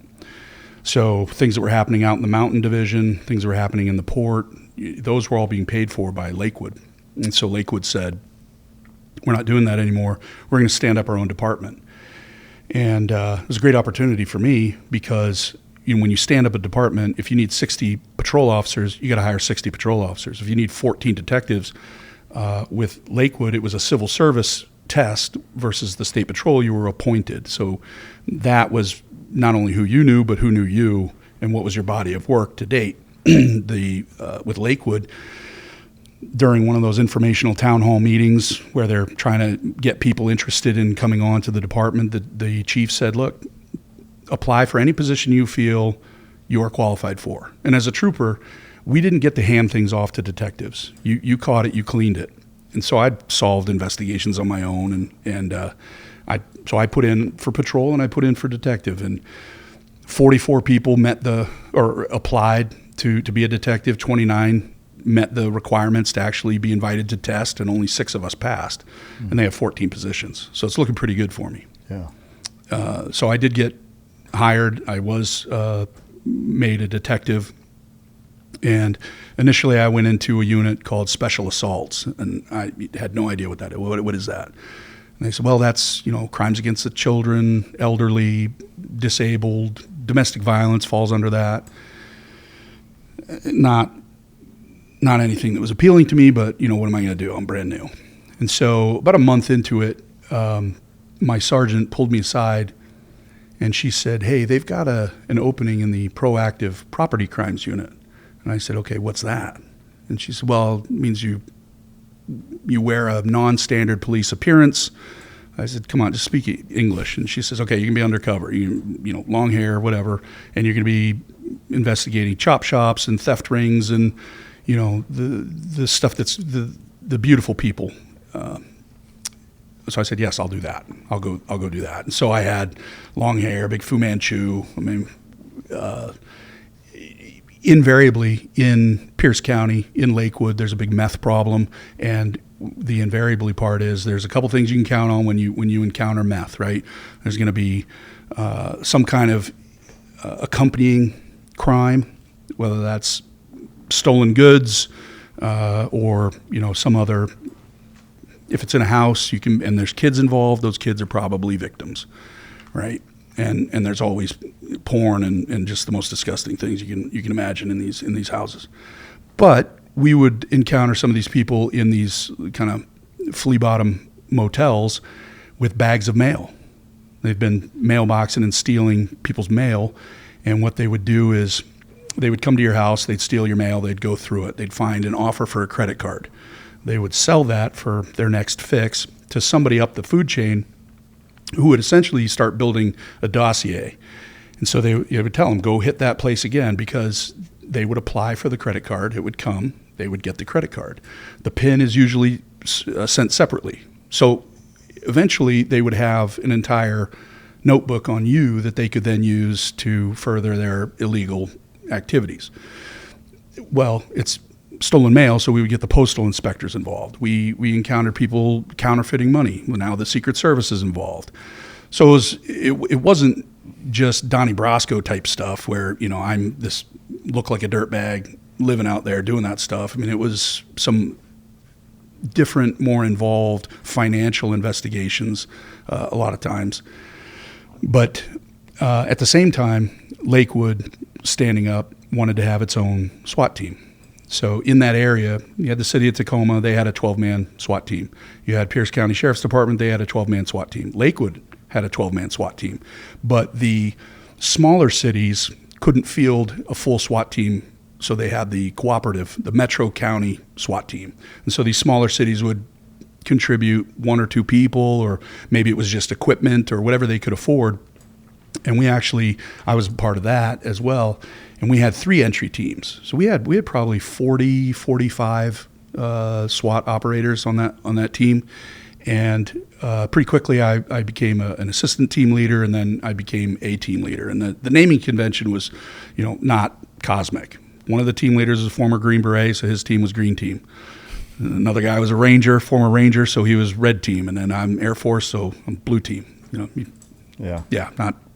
Didn't stay up late thinking that one up. But we were in the as a detective, and we were serving warrants all the time. But there's a threat matrix. You got to fill out. You got to do. Hey, does this meet the threshold to hand it over to SWAT? And a lot of times it did, simply because, like I said, it's some big city crime. I mean, there's gangs. There's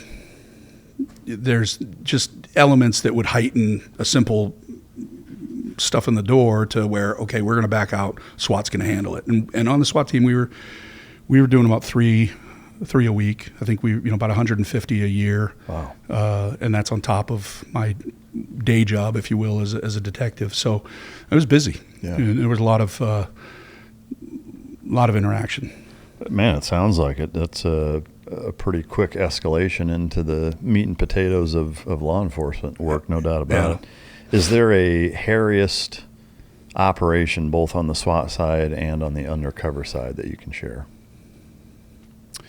Well, there is one that stands out because it was a little bit complex. There was a place that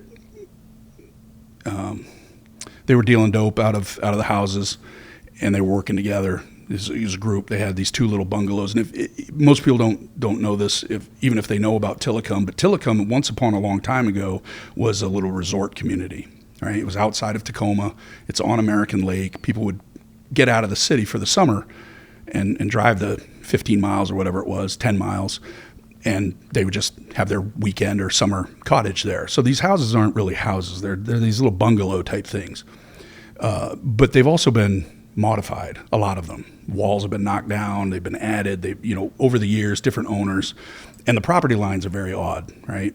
So you look at a nice development now, everything's neat and orderly, and you can kind of plan for where your dead spots are. In Tillicum, it's just wild. So we went into this place, and as we think we've cleared it, and then somebody in the house opened a door, and this massive pit bull comes charging out and takes a swipe at one guy, and he kind of dives back and then comes running, and he's running right at me. And he sees the door, and he decides not to go out the door because the front door's open. He could have been free, but he doesn't. He looks at me, and he's coming at me. And so I engage the dog, and he quickly realizes he doesn't like that, and he turns, and, kind of textbook, I'm firing until I'm off the shoulder of my counterpart over here. I stop. He picks up when he's off my shoulder, and the dog, dies in the hallway. But those rounds go somewhere. They go right through the dog. They go right through the floor. We still had people in the basement. Everybody walked away fine except for the dog, sadly. But that's just, couldn't plan for it. And I don't know. I thought about it. I mean, should I let the dog bite me? Hell no. That's a big dog. And just little things like that. So it wasn't that it was scary or harrowing, but it was one of those, in that moment, what are you going to do? And I made a decision, and, Did you guys run into guard dogs, so to speak, often? All the time. Yeah. All the time. Was there a particular breed that you ran into the most? A lot of pits. Yeah. From a, I guess, level of heinous circumstance that you ever uncovered doing that as a profession, what stands out? In terms of the dogs? No, just generally speaking, whether it's, deplorable conditions that kids are in or sex trafficking ring. I mean, was there a thing or an operation, a sting that stood out as being kind of the most shaking for you? So it wasn't a sting. It was the nice thing about Lakewood was it was a big enough department that we had specialization within the detective corps, but it was small enough that sometimes it was all hands on deck, or you might be a homicide detective, but I'm the second person there, or the first person, right? I'm on scene because they need a detective, and then I might hand it off, depending. But there was, I show up one morning, I'm getting a cup of coffee at the office, and our senior homicide detective looks at me and says, "Hey man, you got time right now?" I said, "Time for what?" He says, "I got to run out to Fort Lewis to talk to them about a homicide." I said, "I'll go." And what had happened is this kid came back from Iraq and just kind of lost his marbles and killed his wife and tried to saw her head off, and she's dead, and he's lined up all the kitchen knives like a halo around her head. Music's blaring. That's the neighbors called a noise complaint because the music was blaring, and he's gone. I wasn't prepared for that walking in, okay, that's not something you see every day. But my most memorable case was December 2nd, 2005. It was a Friday. I was trying to have a sham day, so I'd signed up for some Excel spreadsheet class at City Hall, right? I didn't do a lot of spreadsheets, but a full day of sitting there doing that, and then I leave and I meet my wife and kids, and we go to the Christmas tree lot, and we're picking out a Christmas tree, and my pager goes off, and so I'm like, "Hey, I gotta go," and I run home, switch out, and head back to work. I've been off duty for like an hour and a half, and I'm the first detective on scene. And what happened was, it doesn't snow very often in Lakewood, in Tacoma, because of Puget Sound, because of it snows in the mountains, snows west of us, but not right there. But it had snowed, and this little girl, 9 years old, Adriana Jackson, had, according to her parents, she'd left for school and she didn't come home. And the parents called the school saying, "Hey, our daughter's not home." And they said, "Well, school was canceled today." And they didn't know. And when we were looking through the house, not a nice house, there were some clear indicators that the kid had been sexually abused. Soiled underwear hidden in the closet, things that would indicate that there's something going on. 9-year-old is soiling her underwear. That's not common. That's not standard. But in the course of looking through this kid's room, there was this little construction paper scrapbook that when she'd been in kindergarten, her teacher had made, we found out, for every kid in the school, right? And it was their art projects from kindergarten, like all year. She'd made this thing and given it to them like an end of the year present. And that was there. And so it kind of drives it home that, this is a real kid and it's a real sad story. And I had my oldest daughter was about 7 years old, 7.5 at the time. So it was close enough in age that this was, I was taking it kind of personally, right? I wanted to figure this out. And so I actually stayed. I was on the clock for 24 hours after my shift, right? So I came back and got there, I don't know, 6 o'clock at night and was there until about 5:30 the next day.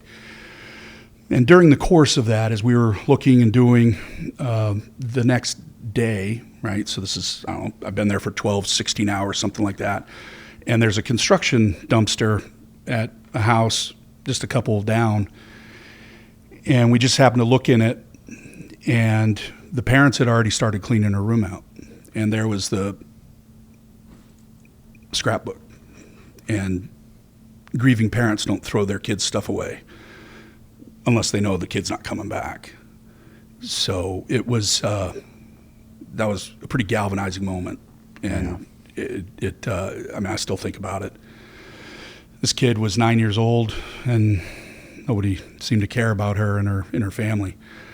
And we tried everything, the hours turned into days, weeks, months. We got, sonar buoys. We were, dredging the American Lake, thinking maybe she's in there. We were, we were chasing every lead. We had one guy try to kill himself in the holding cell at the county jail, which kind of, that's an indicator. Maybe he had something to do with it, and he may have. He may have been what we think we know, right? Is that she was sold for drugs, and. So maybe this guy was part of that. Who knows? The investigation went a different direction, but then I went back. I got called up to go back to Afghanistan, and I kind of ended. That was in March of 2006 that I started back into the train up to deploy, and I came back and I left being a cop in December of 2007, and so it was probably springtime of 2008, and I got a call from one of my old buddies at the department. He said, "Hey man, are you in town?" I said, "Yeah." He says, "Can you swing out this way?" And not even half a mile from her house, they found her remains. And what was left of them? Animals had been eating on her, and it was really just bones by that point. But that poor little kid. Do you know what happened to her?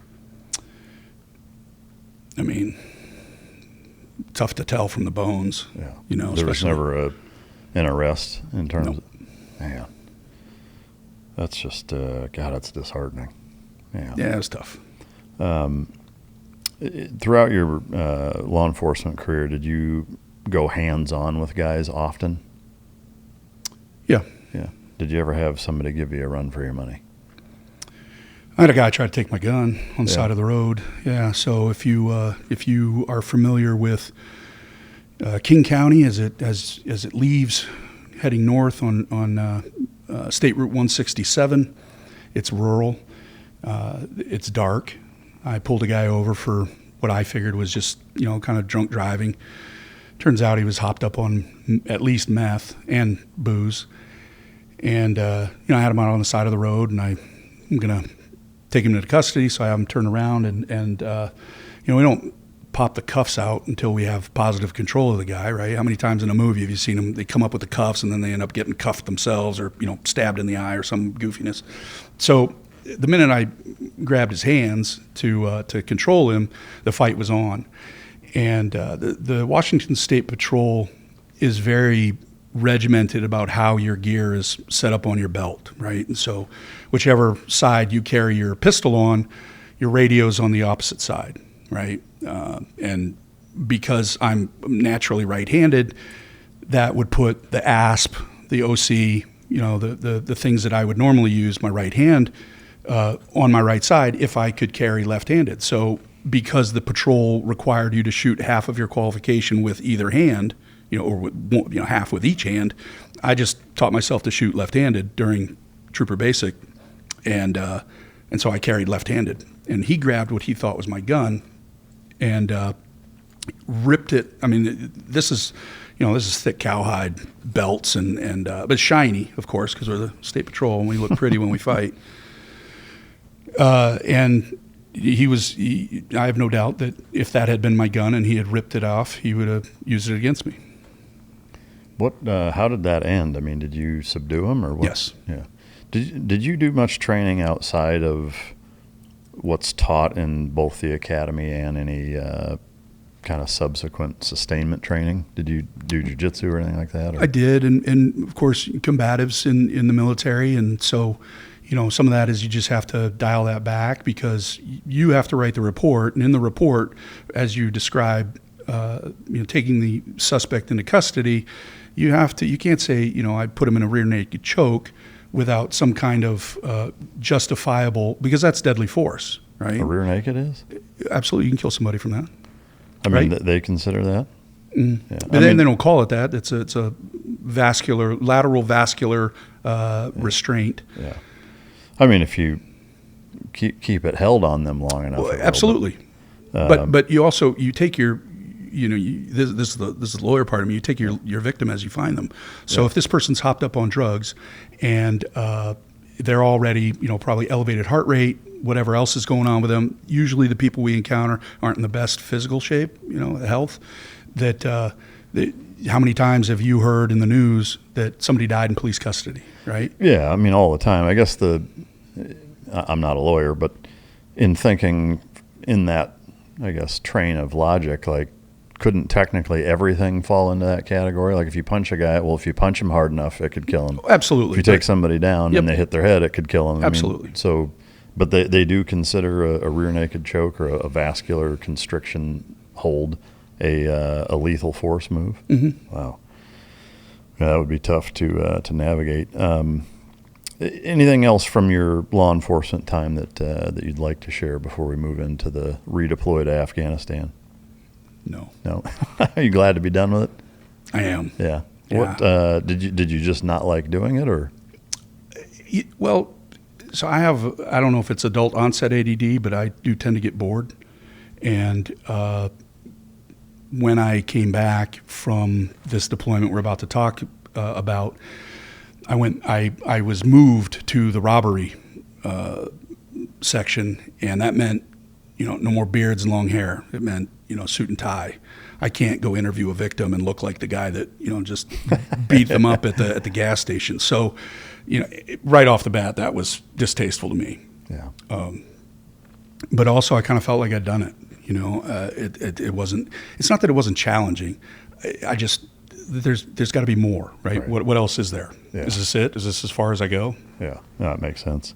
All right, so you get the word that you're going back on active, basically, redeploying to Afghanistan. Walk us through the buildup and then ultimately getting into that deployment, because it was a long one. So the buildup is standard, right? You got to make sure that all your boxes are checked, that you're current for controlling air, that the standard pre-deployment stuff, right? Are you physically healthy enough to go? Are you did you get your medical and dental signed off? You have good teeth to go to war? The goofy stuff. But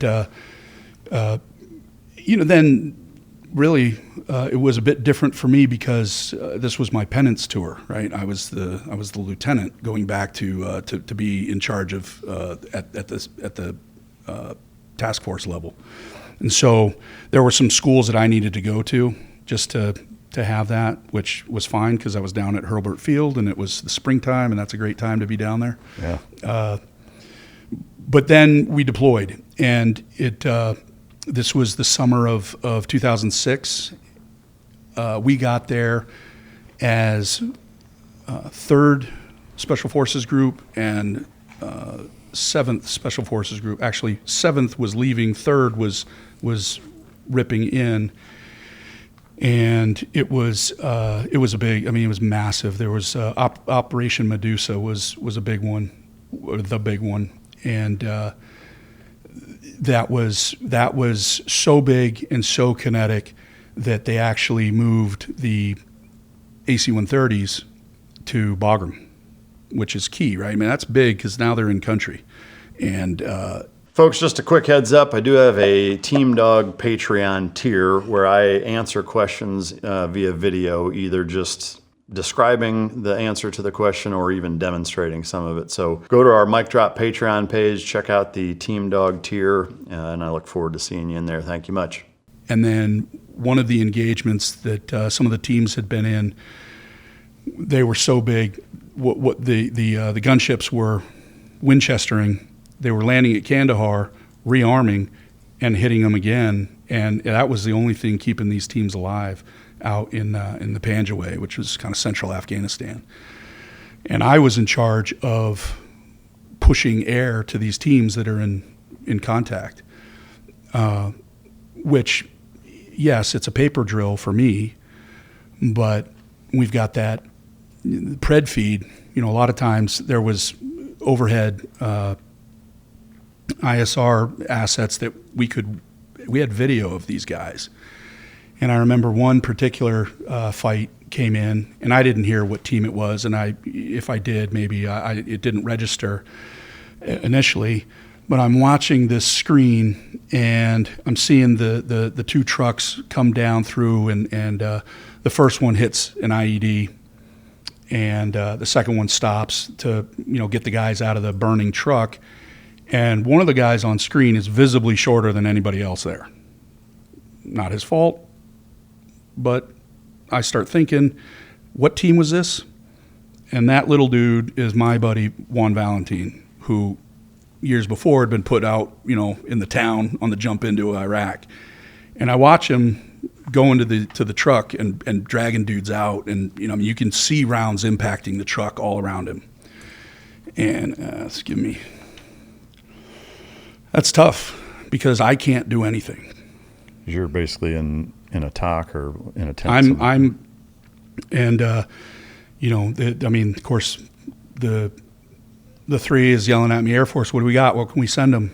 And I've already scrambled it, but the reality is, per 24 hours, there's only so many assets that can fly, right? They're slotted against something and you have to now redirect them, or they're on the ground waiting to go, or they're up flying around and you redirect them, whatever it is. But when they're gone, and that's it. Yeah. And we had nothing to push them. And that was pretty tough. So in that environment, or I guess in that scenario, there's just literally nothing you can do at that point. You watch the whole room stop breathing, and just staring and watching. How bad did it get? I don't think anyone died, which is great. There were some people badly injured, pretty messed up, some career-ending injuries, I think. Unfortunately, I've had a couple TBIs, so keeping the facts straight from one tick to the other 20 years ago is a little difficult. But I know that was pretty nasty because they're down to one truck. They still have to fight their way out, and now we've got Apaches. We're pushing to them. Anything we have that we can to get them some kind of help. That's tough. And you watch the whole room, and it's just collective impotence. I mean, everybody wants to they want to strap up and go, stand next to them and help. You can't, obviously, right? Yeah.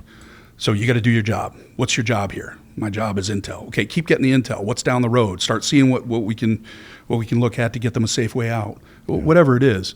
But you can't be part of the fight, on the ground. So you got to be part of the solution that gets them home. Yeah.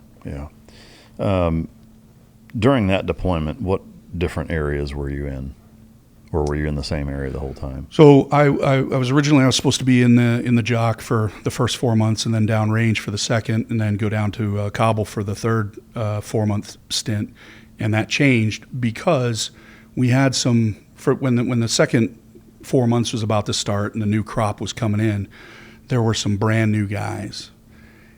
And sending them to the JOC is like making this beautiful knife and then just snapping the tip off of it because you're not going to employ it, right? That's unfair to the guy who's just qualified to be out there. But also it doesn't help the guys who are downrange because this guy's never done that job before. And so I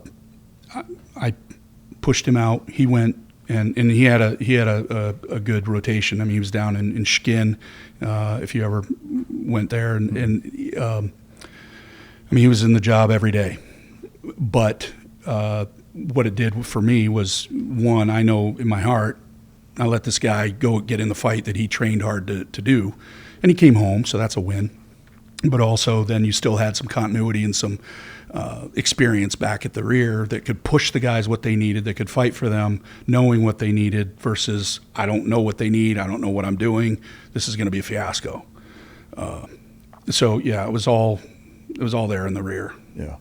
What would you say is the hardest part in that area, whether it's terrain or situation in terms of the enemy that you're fighting? What's the biggest challenge for a controller in that environment? Situational awareness. Because you can become distracted too easily, or? Oh, absolutely. The other thing is that there are all kinds of things that change from your plan to reality, and then when reality is actually happening. There are women and children that are involved. There are other things that the ground commander is not willing to engage around or with because of any kind of societal blowback. Yeah. We're not out there bombing mosques, even though the dudes run into them. We know they're in there. We're just not going to do that, right? Yeah. So they're still shooting at us. What we need to get away. There's a lot of things that can pop up that you got to take it as you find it. Yeah. Were there any operations that you oversaw during that window of time that went horribly wrong? Yeah. I was pushing air to them, but there's one that stands out because this guy's a good friend of mine now.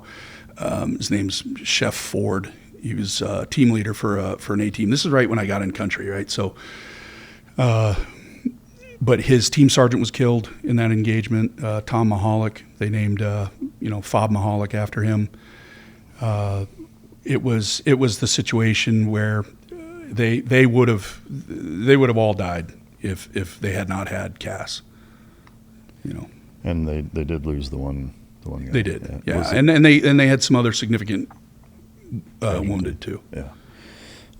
When you were there, it was the following year after Red Wings, which is one of the bigger or more well-known operations in the entire Afghan war. Mm-hmm.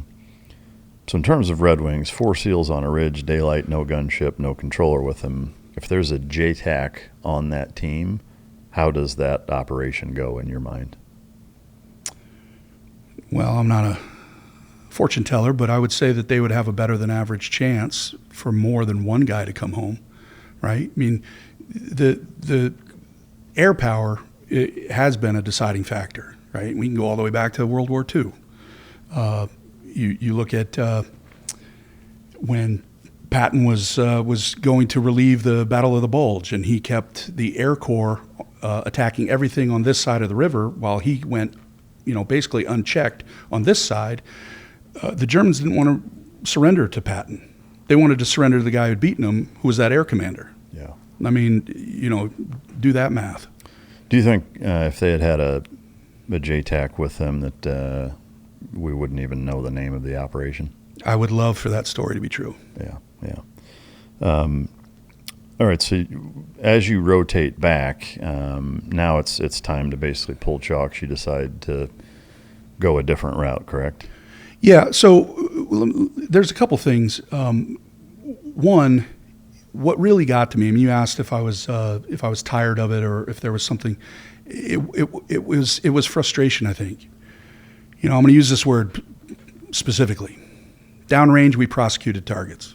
As a cop, I prosecuted or helped prosecute people. Downrange, they go away, they're gone.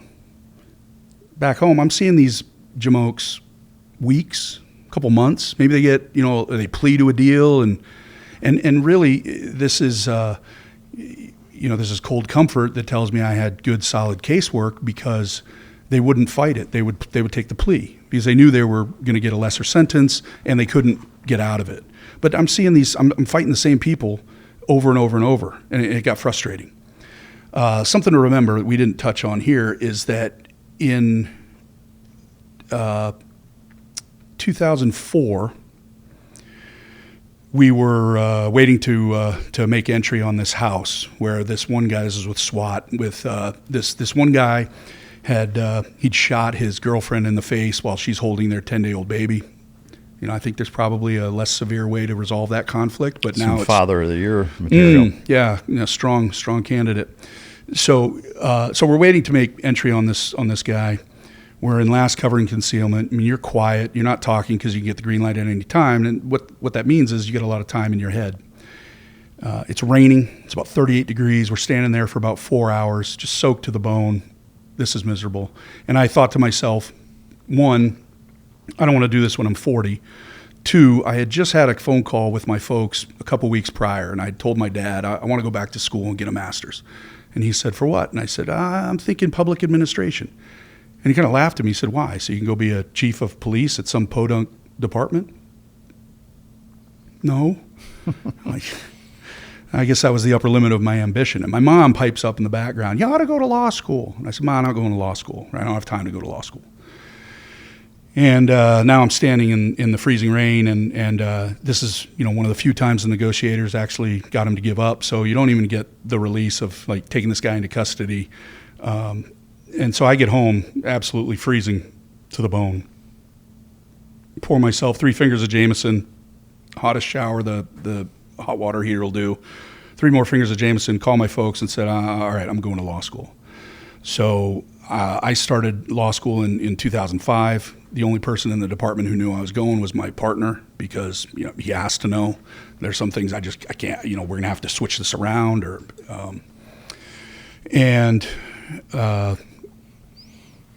so I finished that first year right before I deployed this 2006. And I took a year off to go deploy. And now I've come back. I'm trying to get back in the groove of law school. As we touched on earlier, I mean, re-entry is always a problem. It's always difficult. And add one more. Now I'm going back to school. And so the idea was I need to focus. I'm either doing this or I'm not. And so even though I went into contracting and I still would deploy, to use that term, I did not stop going to school. And so I would pack my books up, ship them to Afghanistan, or I did a trip to the Philippines as part of that campaign down there, which not a lot of people know about. And I brought my books. And I think I mentioned to you earlier when we were talking that there is a picture, I got to find it, of me studying federal tax law under a poncho with a red lens flashlight in the corn gall. And two bad things about that, right? One, it's federal tax law. I mean, it's about as boring a subject as I can think of. And two, there's got to be a better way, right? Like this is, but it worked, and I finished, and here I am all these years later as an attorney. Yeah, I mean that's quite the dedication to the craft, no doubt about it. When you got back from that deployment and you did decide to hang up the body armor law enforcement wise, in those following years of contract work, what all did that entail? I know some of it was special activities or special projects type stuff that maybe you can't get into, but can you kind of go over that window of time as a contractor and what it entailed? Well, I can tell you that the company I worked for was a company called Blackbird Technologies, and they had been awarded a sole source contract, IDIQ, right, indefinite delivery, indefinite quantity, with a ceiling of $450 million. And that doesn't mean they get $450 million. That means they have to find a way to take that off the table. And the program was essentially me showing up in country, getting a 2 or 3 day handoff with the guy I was replacing, and then I'm there for 3 months. I would stay there for 6 months. They would let me stay there the whole year if they wanted because they're just billing me or billing for me. But what I quickly figured out is what we were doing is important. The Army wants it, right? That was the customer, and they don't know about it. We gotta sell this. So it was almost like, you know, traveling vacuum salesman. I was going around to the different commands in country and selling this program, and it worked. And without going too far, it helped them to identify where and how the enemy was doing their business and who, and then be able to better prosecute it. Yeah. And so when I wrapped that up, I had grown it to where we had 6 guys in country at one time, and at one time, so it's a total of 3 months. So 24 guys throughout the year, unless they wanted to stay, and then they could, and then, whatever. But I had grown it enough that Blackbird said, hey, that's cool. And I said, great. Could you give me an internship? And I hadn't done anything. I was about to finish law school, hadn't done anything in terms of actually trying to get a job. And so they created an internship for me. And then when they had a spin-off of that program that was focused strictly on the Afghan commandos, they put me in charge of being the program manager for it. Oh, wow. So, no good deed goes unpunished, I guess. Yeah. The window of time-wise, that was 07 till when? So I actually started with Blackbird in 08. Okay. There was a little lag in there where I went to work for a company out of Chicago. I wasn't doing business management consulting. I was essentially selling the team that would come in and do that. And that was a very aggressive one-call close. I might have 5 minutes with you because you didn't want to talk to me at all. As a business owner, you have stuff to do, but I did well enough that about an hour later we'd be on the phone with HQ, and they'd be flying a team out the next day to actually help you sit down, go through your books, and figure out how you could what was your goal? Is it to grow and sell? Is it to, hand it down to your kids? I mean, what are you going to do for this business? And the key thing there is that, like I said, it's a one-call close. If I don't get this deal today, I can't come back. That's not happening. And I had about a 40% close rate, so that's pretty good. I was closing on average 2 of those a day. And within 3 months, they made me a corporate trainer and an assistant regional manager. The region was Western Canada, Washington, Oregon, Idaho, California, down to San Luis Obispo, and the northern half of Nevada. Oh, wow. Yeah. All right, so 08, you're back in Afghanistan, selling this special activities program. After that, you're in the Philippines, correct? So I had to go help out. They just had a manpower shortage down in the Philippines, and so I went to help out. It's the same program, different theater, and totally different ROE. In Afghanistan, something happens.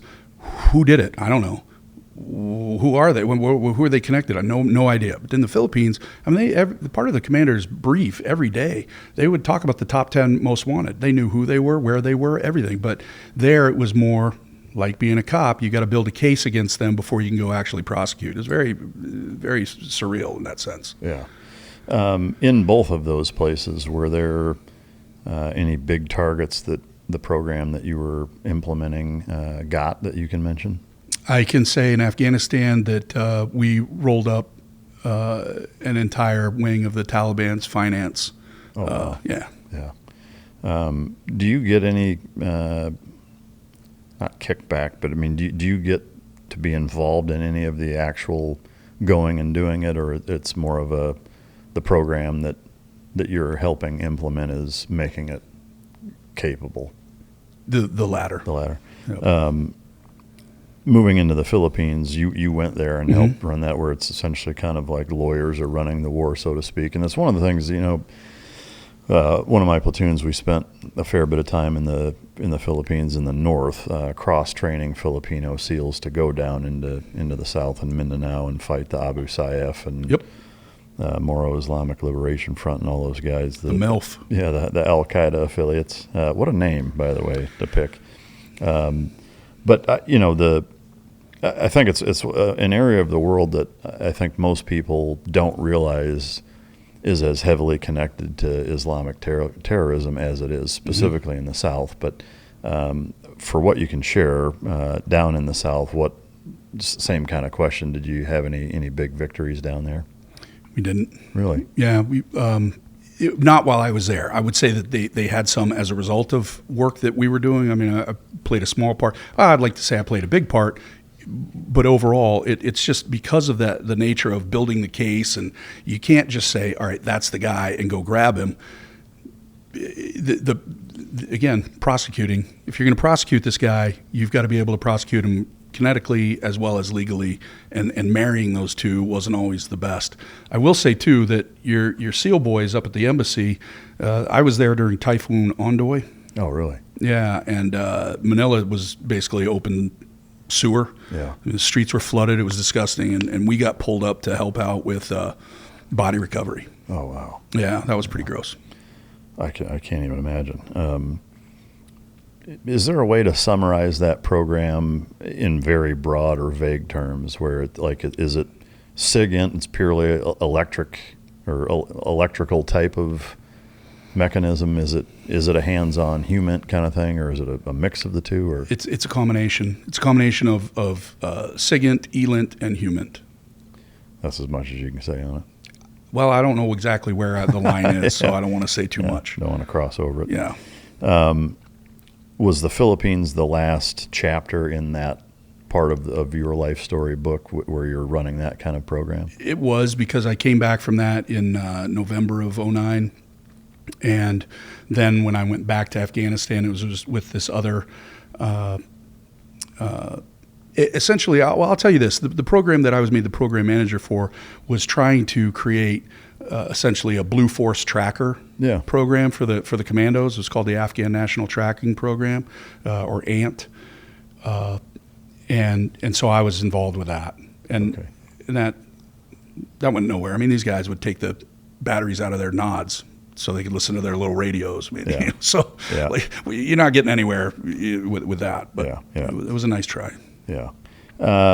Someone wrote that there was, in 2009, that they ran an op on, I probably will butcher this name, Id al-Fitter. Does that ring a bell? No. 2 weeks later, an IED killed 2 Americans in a village where they'd spent months building roads and wells, and no locals warned them. Does that, none of that rings a bell with you at all? No. What about Marwan? Does that name ring a bell? Because there was some confusion where it was reported that he was killed in 2012, except that he wasn't. And he was killed for real in 2015 in a raid that got 44 Filipino cops killed. Does any of that line up with the program that you were working in terms of that being able to combat that? Do you know what happened?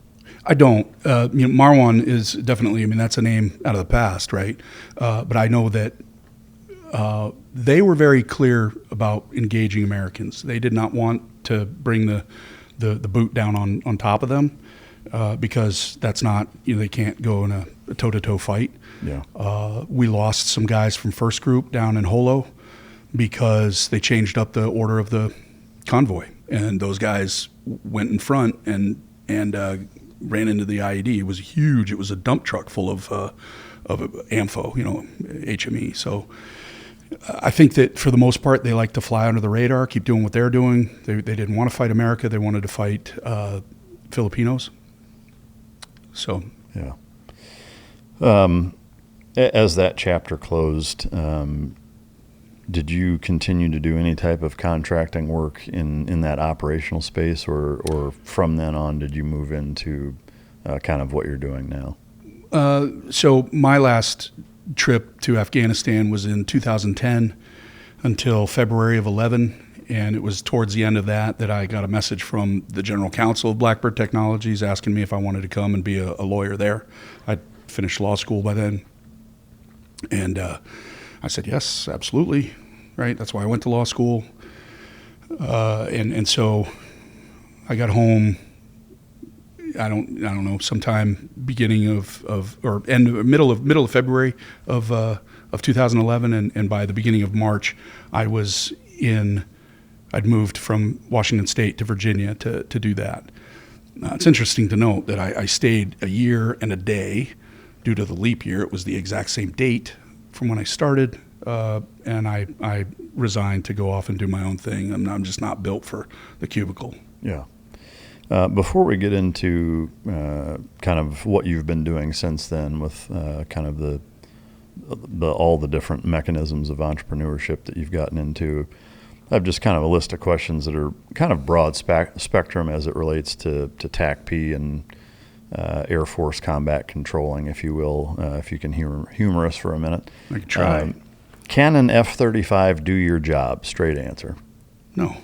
What separates that platform from all the traditional, is it Gen 4, the ones that you worked with prior to that? Well, I mean, I don't want to talk about generations because that's not really important. What's important is what is the platform designed for, right? So if you look at the A-10, and it's an easy obstacle or I guess trap to fall into because it was designed for close air support. It is a tank killer, right? And it kills other vehicles just as easily, if not more so. The F-35 is not a replacement for the A-10. When they had the tests to basically verify that it could do everything, it wasn't a fair test. And I wish I'd brought my notes on that. I just was at Air University at Maxwell Air Force Base earlier this year giving a talk to the Air Command and Staff College about this very thing. Currently they're looking at getting rid of the A-10. The reason they don't is because we don't really have anything that can replace it. And that's why we saw it in the Strait of Hormuz being used against boats. The boat's not a tank, but, A-10 can still kill it, right? Yeah, but it actually does worse with holes in it. Yeah. So the F-35 is one of those, I guess, if you and I are going to get in a knife fight, would you rather have a big Bowie knife or a Leatherman? A big Bowie knife. Well, okay, but F-35's that's only one of the jobs, right? It also does these other things. And so when you have anything that's required to do or is tasked to do multiple roles, how good is it really going to be at any of them? Yeah. By the way, it's more than that. The current training plan for the F-35 pilots does not require them to train on CAS. Right? Really? No. Well, do you have any idea why? I mean, how many other jobs do they have? There's only so many hours in the day. I guess with the current platforms that are in use, is there one that stands out as being, for fixed wing, being, I guess, if you were on the ground today, what would be your go-to platform with all of them available? Yeah, I mean, I guess, it really does depend on the situation, but, the A-10 is obviously capable. The Strike Eagle, very capable. That's why they brought them into Afghanistan. They had a faster response time. They carry a lot of ordnance. But, let's look at some of the alternatives that they've tried to introduce, right? The kind of light fighter, the Texan and, other things where the Super Tucanos, that whatever, I don't know what their military designation is, right? But they're looking at something that can act more as a spotter, like we used to have the Sky Raiders and the Sandys back in Vietnam. They're lighter armed. I mean, you're trading something, but they have a longer loiter time. They have a tighter turn radius. The F-16 is very good at some things. It's not great at all of them.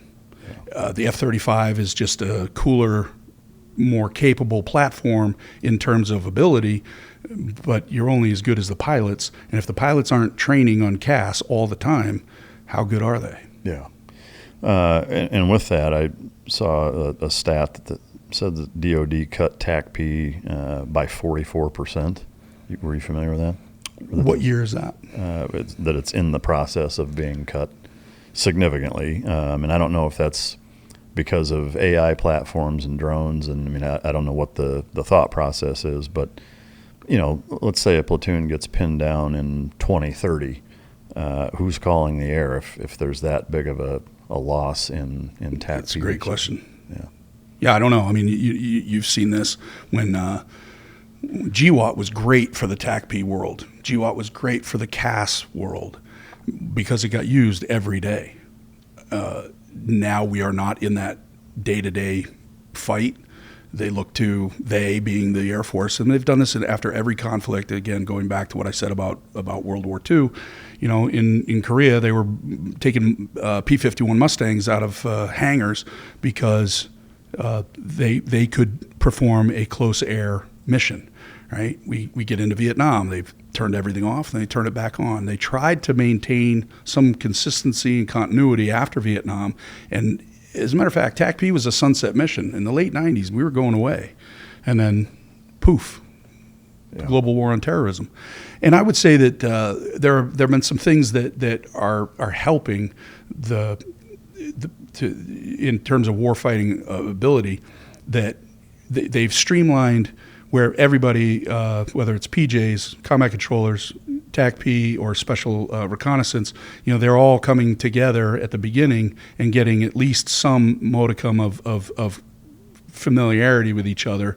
It's not really cross-training per se, but if they're going to cut down the throughput, the pipeline is still there. Yeah. Because that's the thing that really matters. If the pipeline's there, you can plus it up right. To some extent. You can't mass produce or quickly replace those guys.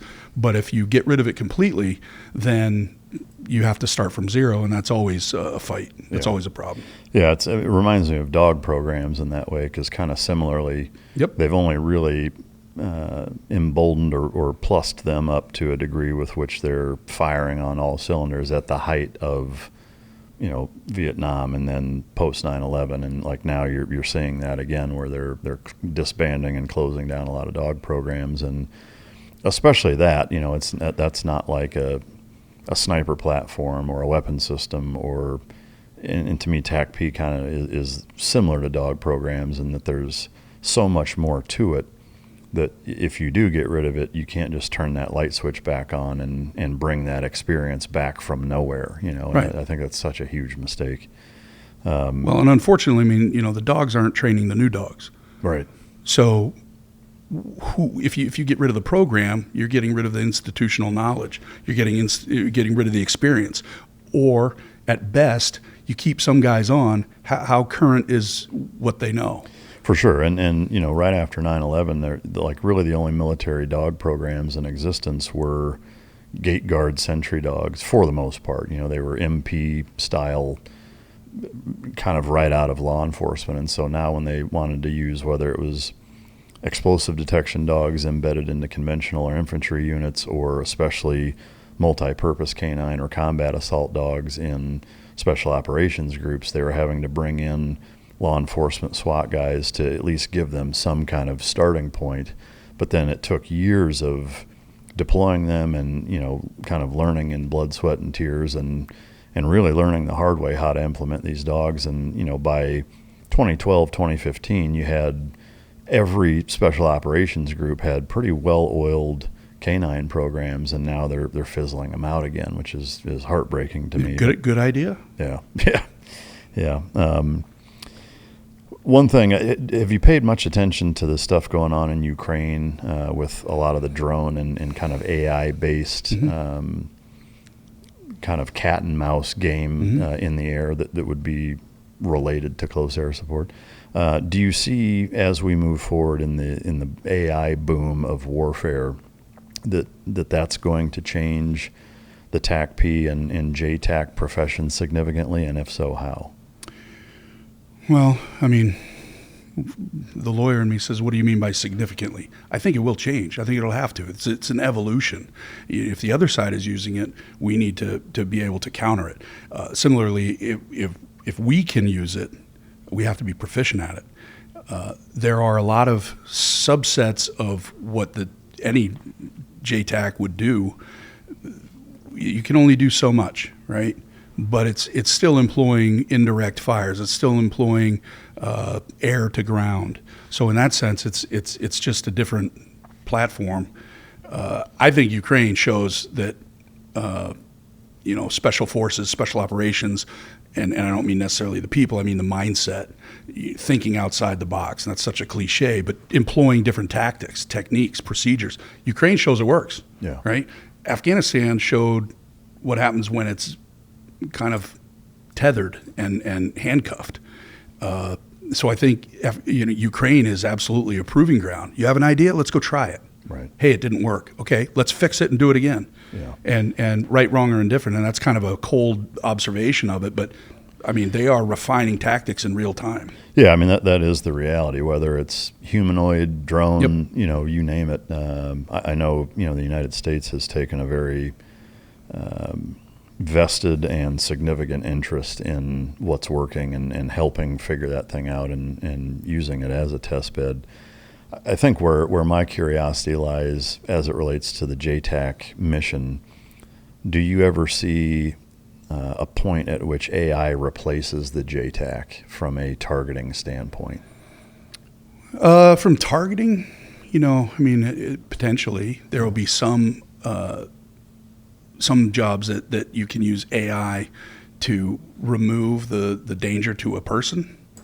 I think that if you have AI operating to develop targets, that may be quicker, it may be better.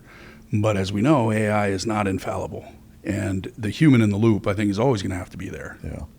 Are there any concerns that you have for even in that scenario where let's say, you still have a physical human JTAC that's using AI to faster find targets, give coordinates, even communicate to a pilot? Maybe the pilot system is an AI, and it's two AIs talking with humans on the bookends of that.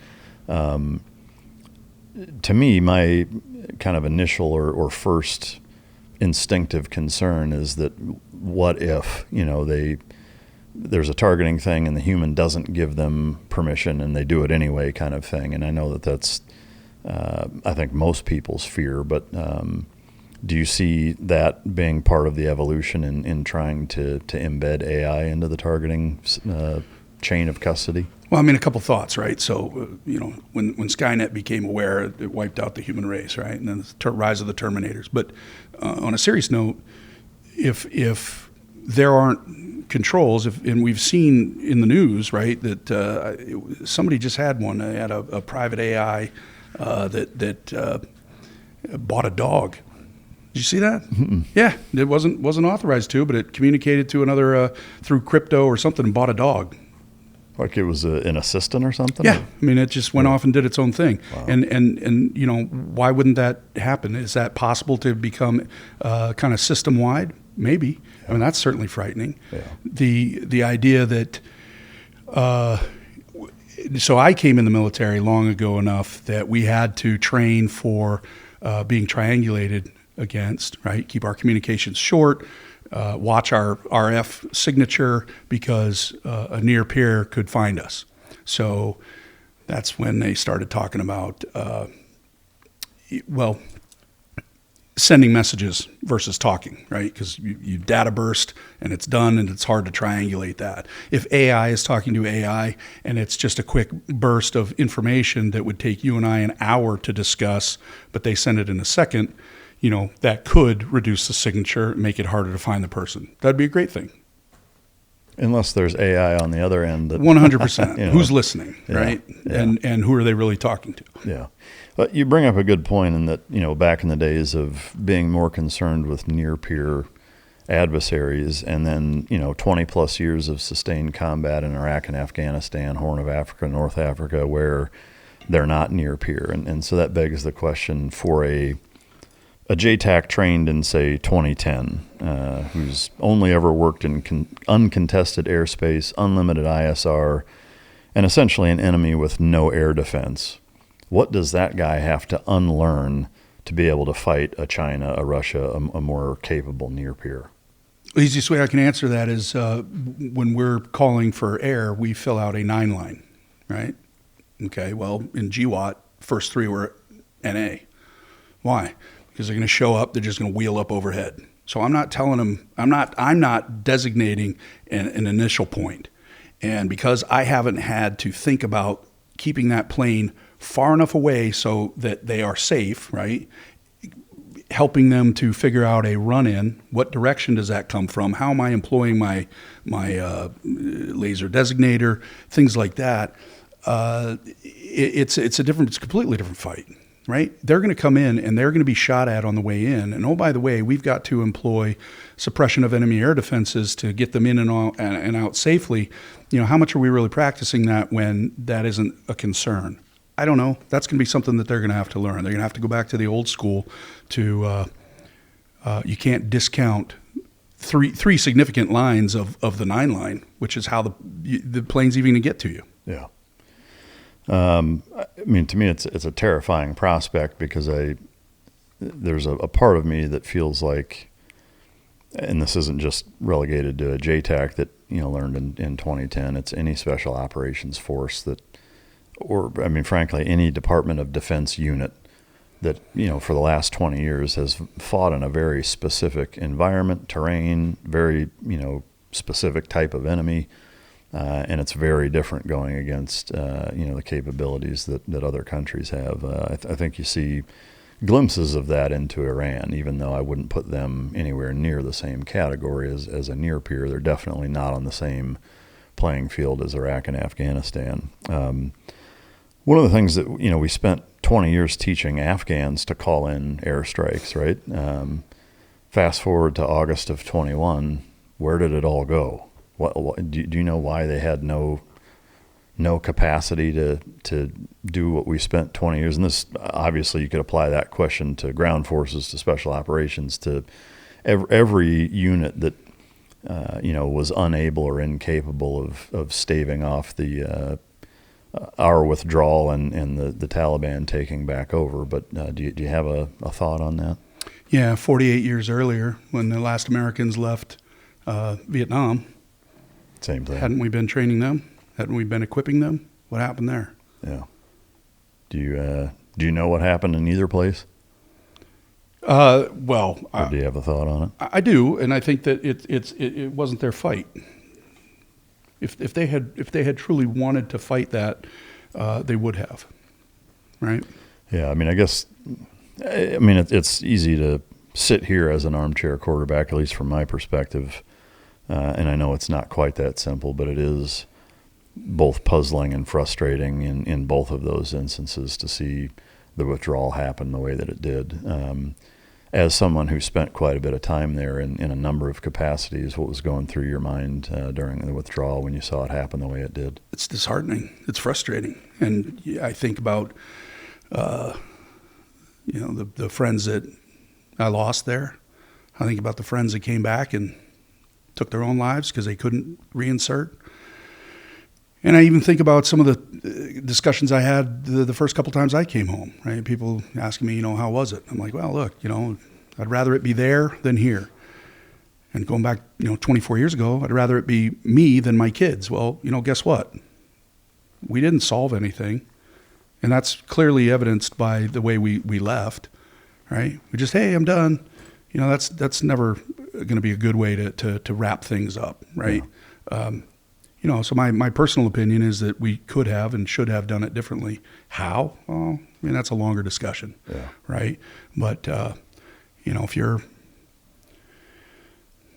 in a fight and it's time to go, but not everybody can go because they live there, and you just walk away, the fight probably still going to go on without you. Yeah. Yeah. If we fight China in 5 years, what's the first thing that we find out we can't do anymore?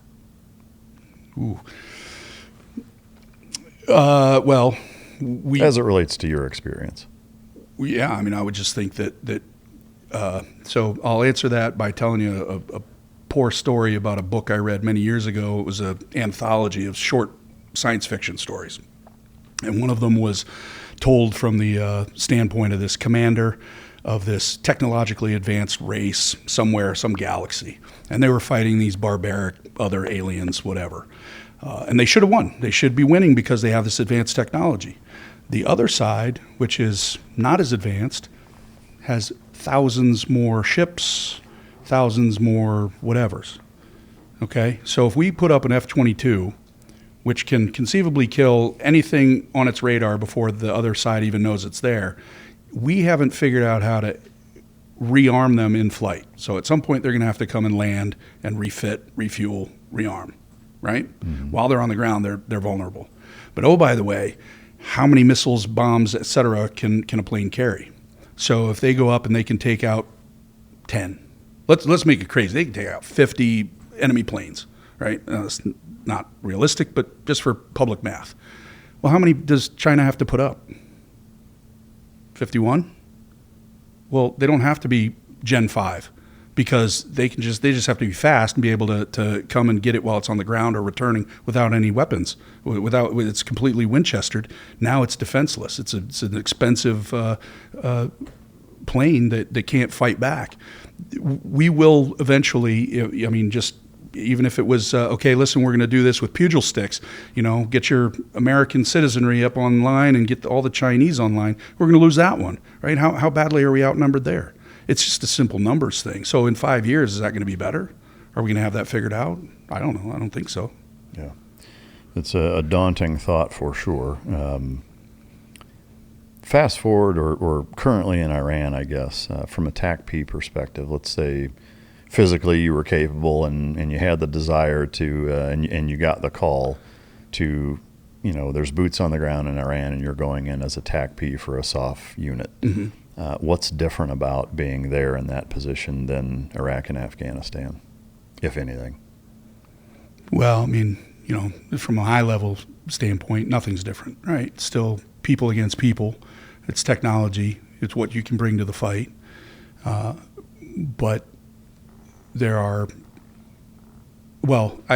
anytime there's rules of engagement that limit your ability to actually engage, that's going to be a problem.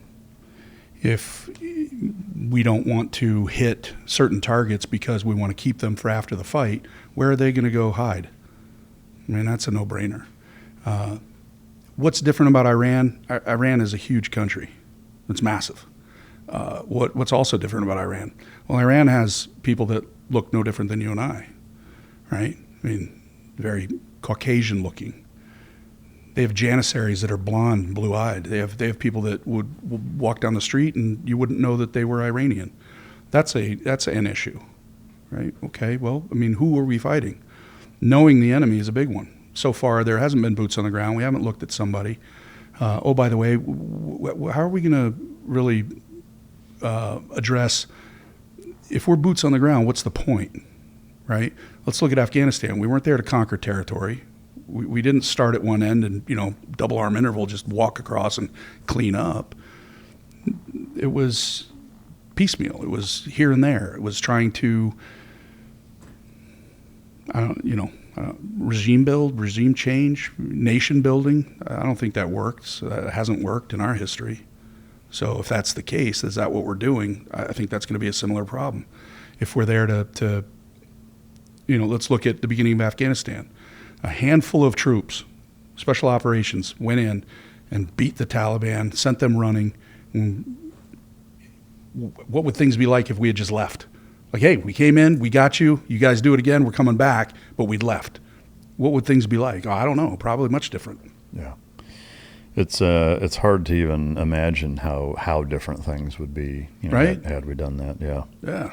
And I think, most guys that I've had on the show with, I don't know that there is an exception actually, tend to all agree that that's what we should have done, which is even more frustrating. But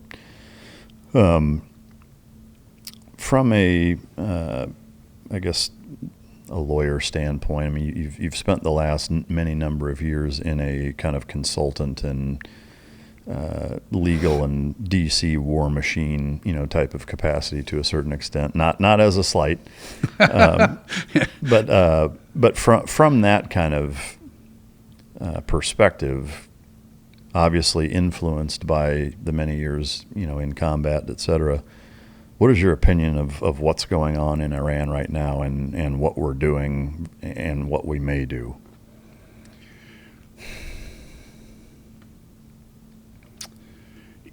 Well, I'll say this. I think that something needed to be done. I definitely don't think that we could sit back and let them continue to run terror operations and terrorist proxies in the region. It's been destabilizing the area. They've been killing Americans every day, every year for 47 years. Is that a problem? Yeah, that's a problem. Did they kill anyone you knew? Maybe not. They didn't kill anyone I know. It doesn't matter, right? The point is they were operating unchecked. They were killing their own citizens pretty handily. So Does that need to stop? Yeah, I think so. Okay, but how? And when we went in there last summer and smoked their nuclear facilities, that was great. I don't think we should have stopped. But now you're asking me my opinion, right? Yeah. Nobody from the government's calling and saying, "Hey, Conan, what do you think?" Yeah. But I think if I think it's Life's Little Instruction Book, page 32. When in a fight, hit hard, fast, and first, right, and often. And I do think that there's a plan that we just, I don't think it's all being told to us. I think that that's purposeful. I don't think that the media really does us any help. I think that that they give away our plans and our intent, so there's no element of surprise, or we don't achieve the results that we want because assets have been moved or hardened, but I think that it needs to be, more concerted effort. Let's figure out what exactly we're doing. Personally, I don't believe that the strait is closed by Iran. What are they closing it with? What are they closing it with?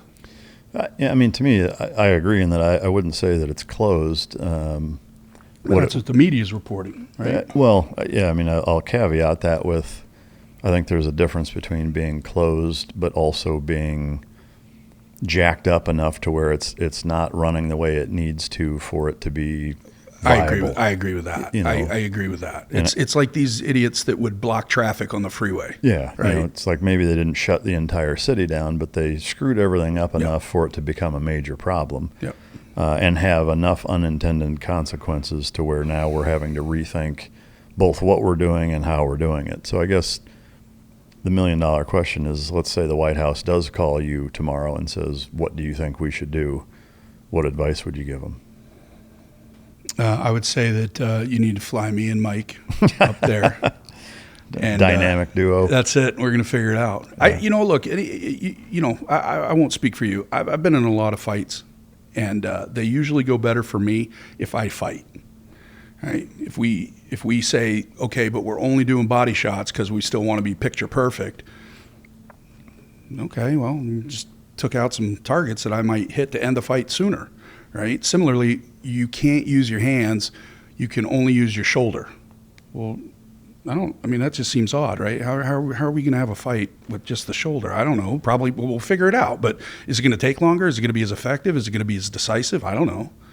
Right? It just seems a little odd. And so I think that initially there was enough to hit that we could just smoke them. And we did, right? Air Force is gone. Navy's at the bottom of the sea.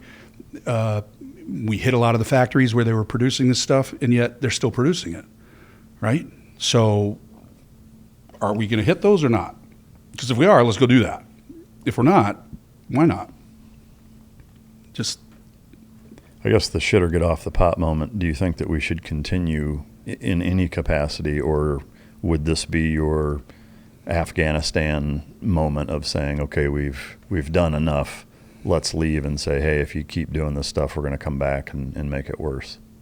Well, it's usually not appropriate to answer a question with a question, but what happens if we just leave? The same people who have been doing this for 47 years are still there. I'm not the ones that are dead, obviously, but the mentality is still there. The structure is still there to have this regime that wants to impose its will on its surrounding neighbors. Is that something we want? If we're okay with that, then it begs the question, why did we start in the first place?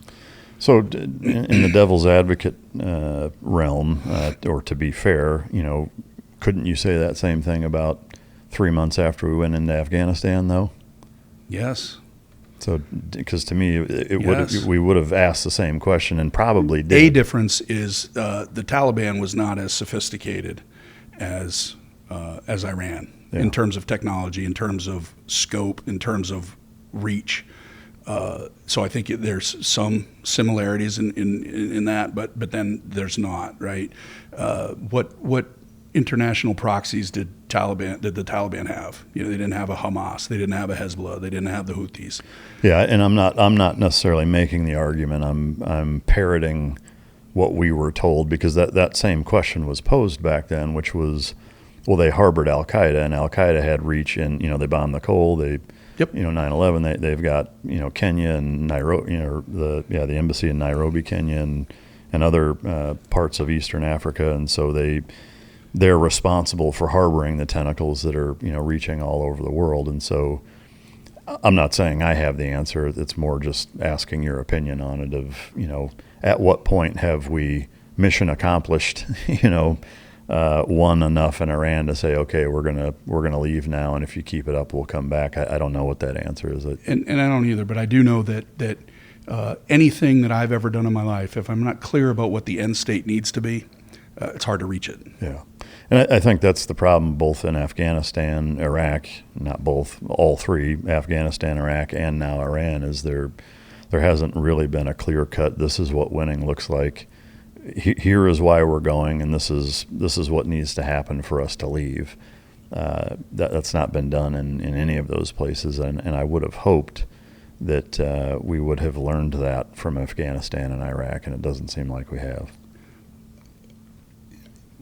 What was the goal of the Civil War? It was to bring the Union back together, right? It was to cause the Confederacy to capitulate. Okay, mission accomplished. Yes. World War II. Japan, Germany, stop fighting. You're done, right? I mean, I don't know how we're going to get there necessarily, but that's what we need, is you to stop fighting. Like, done. Lay it down. We're unconditional surrender. You could look at, what was Korea? What was Vietnam? What was anything since then? It seems like it's been just a slugfest and then a stalemate. Yeah, and I think that's the difficult part with Iran in particular is, because I don't disagree with we've got to do something, because, and to me this is setting the whole nuke thing to the side, because I do, my personal opinion is that's a completely different conversation. And the reason I say that is that there are other nuclear powers. Yep. We'll take North Korea as an example, as the most analogous one, I think, to Iran, in that, China and Russia already have robust programs, so that's kind of a different conversation. But we didn't do anything like what we've done in Iran and North Korea. Right. Well, why not? If that's the main precursor and justification for why we're doing what we're doing, well, those two things don't really add up to me. Now, the international arms of terror do make sense, because that is very legitimate. I do think that a big part of that is from us going into Iraq and getting rid of the one check and balance that Iran had at the time in Saddam Hussein that opened the floodgates for them to expand. And I don't think it's an accident that right around that same time and since then they've catapulted themselves into international terror that has swept through the entire region and further destabilized it far past what I think anybody would have even predicted. But to me, that same thing hasn't really been done, right? Is that, while I'm not saying we should have done nothing, but what is enough? Because if we're using the Civil War and World War II as kind of the benchmark, from my perspective, the only way that you solve the problem that is Iran, and in that they pose, is going full World War II style, and you send everybody over there, boots on the ground. I mean, it's a full-blown campaign until their entire society and culture is completely changed the way it did in Germany and Japan. I don't think Americans have the stomach for us to do that. I'm not even saying that that's necessarily what should be done. Right. But I do think, deductive reasoning-wise, if we're saying Iran is a big enough problem to where we need to do something, and the goal is to get them to stop doing what they're doing, I don't know how you accomplish that other than going full World War II on them. It's going back to being a cop, right? How much force do you need to use? Enough to neutralize the threat. What does that mean? What does that look like? Depends on the threat. Well, thank you. Yeah. And so if we're not completely identifying and quantifying what that threat is and when it's done, when is it neutralized? Then how do you know you've reached it? Yeah. So I think that's more to what you're saying there. And yeah, I mean, I used Civil War as kind of a clear one, right? I mean, because it stands out. It wasn't necessarily to end slavery. That's not. It was to bring the Union back together. Oh, slavery ended, but that wasn't the original intent. It was to bring the Union back together, and that happened. Yeah. Right. Yeah. I don't know what's going to happen in Iran. I don't know what's going to happen in that entire region. It's volatile. It's I just saw a thing where 100 Israeli soldiers just deserted. Oh, really? Yeah, did you see that? No, I didn't. Yeah, so the article I read was that a commander tore down these. They put up posters, like I don't know, MWR posters or whatever, and the commander tore them down. So 100 of them walked off, just left their weapons and walked away. Oh, wow. Yeah. This was just in the last few days, or? Yeah, within the last week. Wow. All right, so that chapter closes. You decide to take the lawyer position for Blackbird. What have you been doing since then? So I mentioned that I left there after a year and a day, and I wanted to go out on my own. So I wanted to work overseas. I wanted to work in international business law. I went back to school a year after I finished law school. I went to the University of Liverpool in England to get an advanced legal degree in international business law, because I had this great dream of living in Europe and being an attorney. And the reality is that there are a lot of attorneys in Europe that know how to be European attorneys. So what there aren't a lot of are people who are willing to go into semi-permissive or even non-permissive environments, and you can read that any way you want, but especially places where the rule of law is not well established. A perfect example is the entire continent of Africa, right? And so I got asked to come help with a project in Liberia that was over budget, behind schedule, had nothing to do with legal. And it was program management. Well, okay, so I do that. Then it became a referral, a word of mouth. People, well, didn't you work on this project? Yes. Can you help me with this one? Sure. Building a warehouse in Kenya to house coffee. A simple thing that we might think of or take it for granted is, who's selling you the land? Where are you getting the land? Because in Africa, a lot of it's tribal, right? So if you're not in with the right tribe, do you actually own the land? I mean, who actually sold you that? And one thing that's important to, at least back in the day, and of course it's been, the better part of 15 years, is in Africa, sitting across the table from somebody, if they didn't feel in their heart and in their stomach that you were capable of coming over the table, well, they don't take you as seriously. So, problem solved, right? But why is that? Because violence is an acceptable form of conflict resolution in parts of the world, right? I'll try it your way. We'll talk. I'm done talking. It's time to go. And so working in an environment like that requires a certain mindset, and most people don't have it. Did I have to do that? Nope. Am I glad? Sure. Were there some people I would love to have had it go that way? 100%. But really, this got me back to what I originally liked about being a detective, right? It's human chess. Am I smarter than this guy? Can I solve this problem for my client? Can we figure this out? What am I going to do? And I think that, business schools, and I say this, quite often, they want to teach you business solutions as though you drive up in your shiny fire truck, you get out, hook up the hose, put the wet on the red, to use the firefighter vernacular, and when the fire's out, you get back in your truck, you go home and eat supper. But the reality is that, I found it, you're in this position because whoever you're replacing got fired, quit, died, something, whatever. You're on the second floor of that building. It's fully engulfed, and they're storing propane downstairs. Good luck, right? How are you solving that? That's what I've been doing for the last more than 15, for about 25 years, whether it was with SWAT, whether it was with the military, whether it's been as an attorney and working internationally. It's been solving those crisis incidents that people just aren't built for. They don't have the framework for it. And a lot of people want to talk aspirationally about, well, we'll rise to the occasion. And no, you won't. No, you won't. Yeah. Could I just walk in off the street and join a SEAL team? No, but I'm going to rise to the occasion. Yeah. No, I can't do that. You're going to fall to the level of preparation. And so what I've been doing for the last 15 years specifically is helping people through that. Some of it is legal. Some of it is mind-numbingly boring. Did you ever see that movie War Dogs? Yeah. Okay, so those idiots, got in trouble because they weren't handling the paperwork.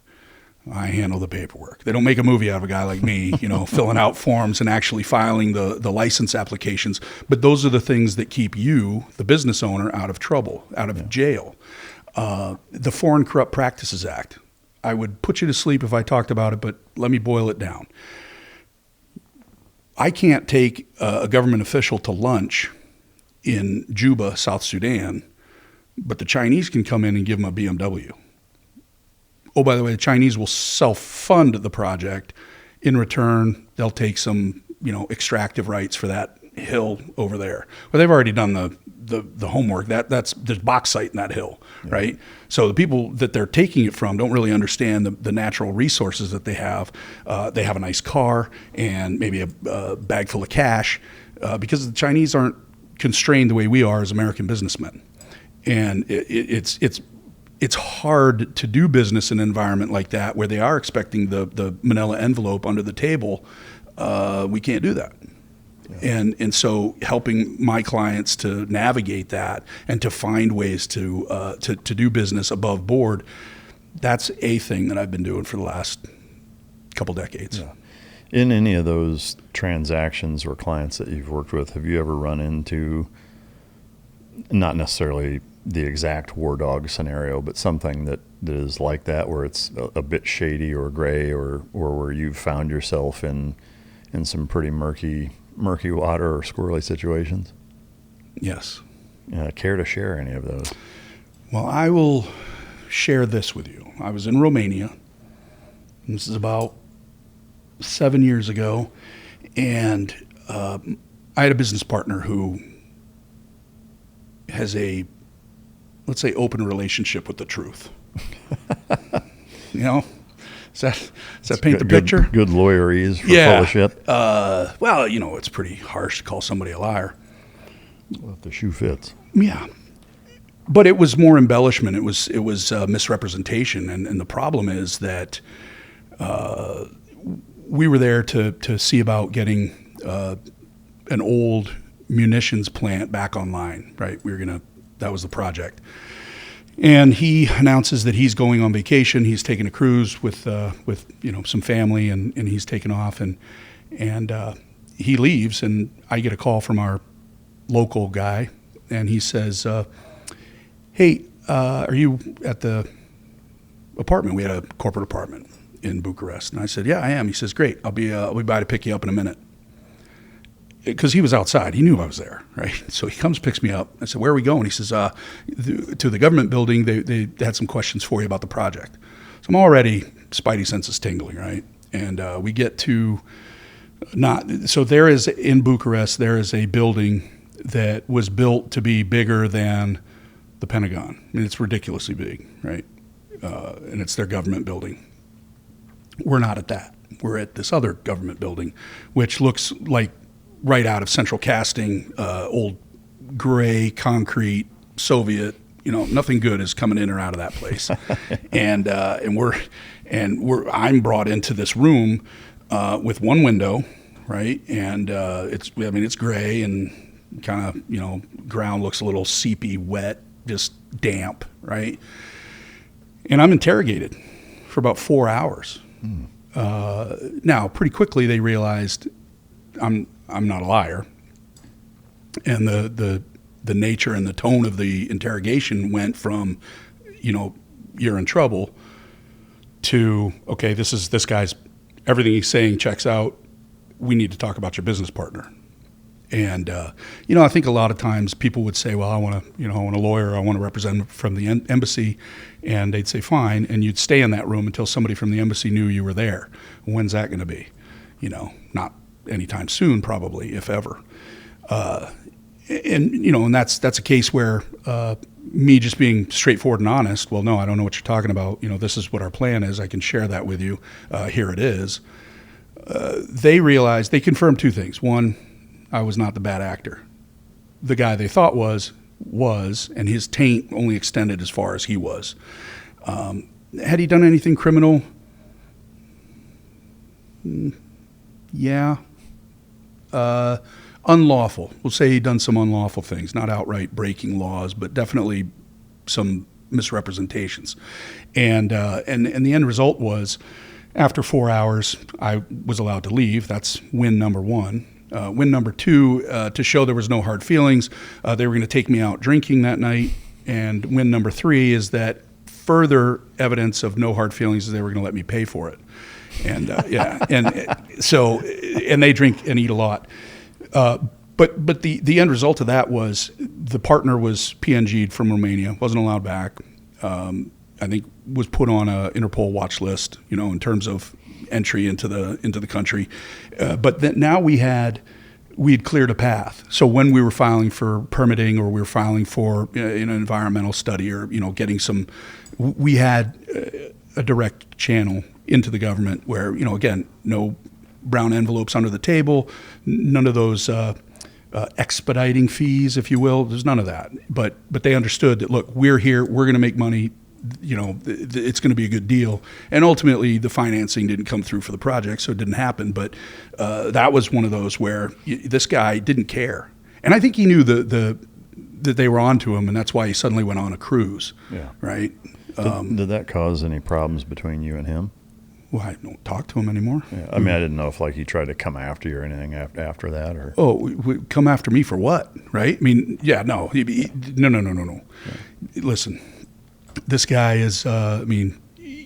He couldn't come after me because I hadn't done anything. Number one. I didn't know if he would take that interview as you selling him out, or anything like that. Look. I mean, when you tell the truth and the other guy doesn't like it, why is that? Yeah. Right. Yeah. I mean, is there? I wouldn't say there's bad blood. If I saw him here today, I'd probably give him a hug and then I'd punch him in the throat. So it's the or vice versa. Yeah, the full spectrum. I don't know.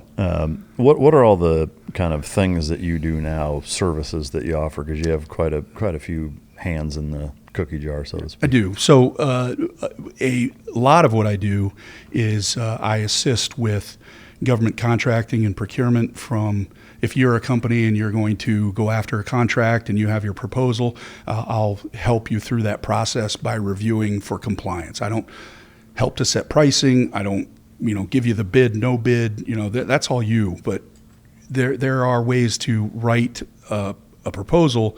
Again, inadvertently, you've misrepresented something, or you haven't considered the international trafficking in arms regulations. I do a lot of work with that.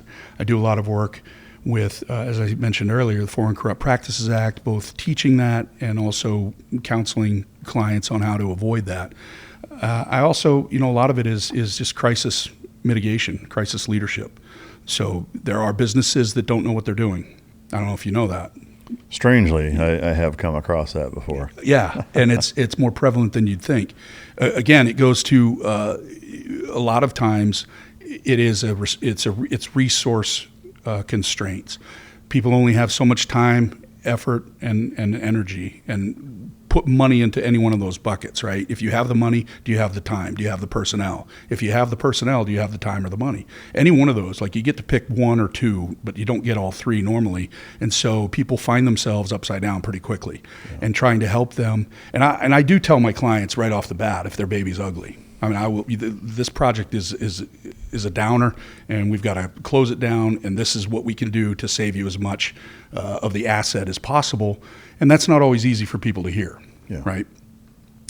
So between that and then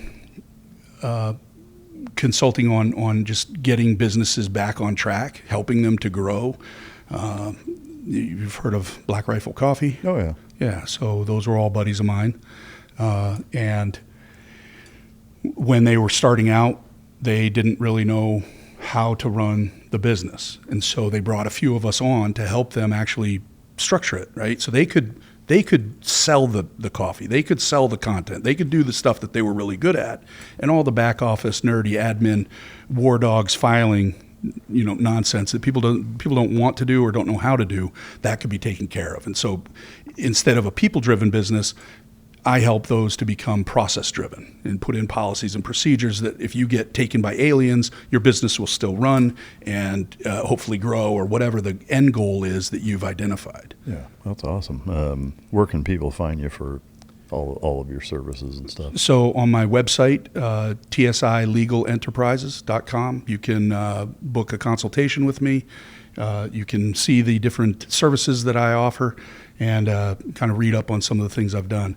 I did write a book for people that was published last October. It's called The Maverick's Blueprint. Oh, cool. Yeah. So, and I have a copy for you and for your lovely staff. Oh, I appreciate that. But this was written because I haven't come across a book that boils it down to as though we're talking like this and tells you things that I've learned, different frameworks, right? That help people either identify the problem as it's going on or before it happens, right? And find, fix, and forget about it because it's done. I call that the DETECT framework, right? Sometimes we find ourselves in crises through no fault of our own, right? We inherit it because, like I said, you come in, you're brought on because the old person quit, got fired, died, whatever the problem was, and now you've inherited this mess. What are you going to do now? And that's how this book was written as more of a practitioner's field guide, so that I think most people who read it, they feel some of it at least. They're like, I knew that. I'm like, great, do it, right? If it reminds you of who you used to be and how you used to solve problems, excellent. If it jogs something loose that you didn't know was there, excellent. If it's all completely new, that's fine too, right? But what it's designed to do is to help people who don't necessarily value their experience. Let's take somebody in the military who wants to get into business and doesn't think that there's a translation or a transition that fits.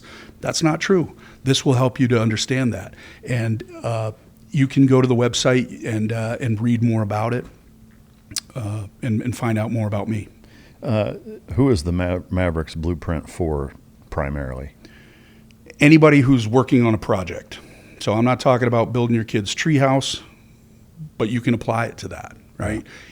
It's the practitioner. It's the person in the trench. It's CEOs running a business. We look at it this way, right? You're a software company, and you spend all this time and money to develop the next big thing, and you ship it, and then you realize there's a bug in it. That's too late, right? We got to fix it. What's that? How are you going to do that? Right? Well, you can pick this up, you can read it, and maybe some of it you already knew, maybe some of it you didn't.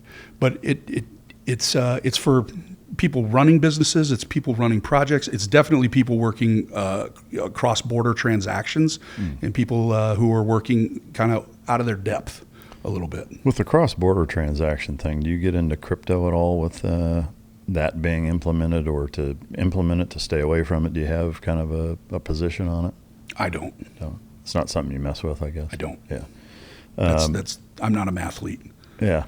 Well, I mean, I've seen from a use case justification standpoint. Now, this is very specific tokens within crypto. Obviously, the crypto space is far more encompassing than just cross-border payments. But some of them, XRP coming to mind, being that seems to be kind of the biggest selling point, is getting rid of SWIFT and the international monetary transaction, is that it reduces the time, increases security significantly, and makes the whole process better in pretty much every way, and way cheaper and whatever. I didn't know if that was something that you'd gotten into at all or not. I admittedly don't know a ton about it. I've seen blips here and there and was curious. Yeah, no, I mean, I understand it conceptually. I don't dabble in it. But there are reasons that are compelling, as you just mentioned, why people want to use it. I think it also avoids a lot of oversight, which is why some people want to use it. Right. So you think of that whole Silk Road, dark web. That's obviously, that's a whole different discussion right there. But yep. What haven't I asked you that I should have? Blue. It's my favorite color. All right. Yeah. A specific shade of blue, or? No, actually. And I say that, but I think actually, if we're being honest, I think olive drab is with some tiger stripe maybe buffered in there. Maybe. Yeah. And I do still think that the BDU, the woodland camo, is the best go to work uniform. Amen on that. Good project outfit, right? That's right. Yeah. That's it. Well, Conan, I got to tell you, it's been great to meet you, to sit down and hear your story and pick your brain on both your experiences and so much of what you think about what's going on and what's in the future. And man, I can't thank you enough for taking time out of your busy schedule to come sit down and share it. No, I appreciate it. This has been wonderful. It's been good. You've caused me to think about a lot of stuff that has been rattling around in there. Good. I mentioned the TBIs, and I think of my memories as books in a library that were put back on the wrong shelf. Yeah. So I don't necessarily independently recall them, but you've walked down the aisle and pulled this one off and said, "Hey, what's this?" And so I've had a good trip running down memory lane. Well, good. It's been good. Have you looked into any of the TBI treatments, whether it's any of the ayahuasca, ibogaine, or any of the magnet brain clinic stuff? Or anything I have. I just we make things happen when they're a priority for us.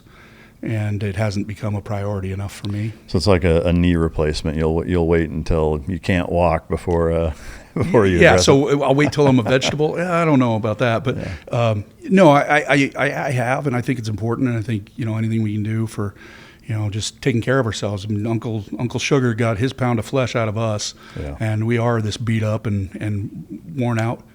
Partially because we had fun doing it. Yeah. Partially because it's just a hard job. It's a hard life. Yeah. So wouldn't take it back for anything, that's for sure. Yeah. Not at all. Yeah. Not at all. Before we leave, though, I need to hear about these belt buckles. Yeah. So basically, it started with a great guy, John Johnston in California, who's a big fan of the show, and it was a recommendation from him and saying, hey, you're in Texas. There's a correlation with belt buckles. He had worked with this company called Champion's Choice Silver, which is here in Texas, that makes them.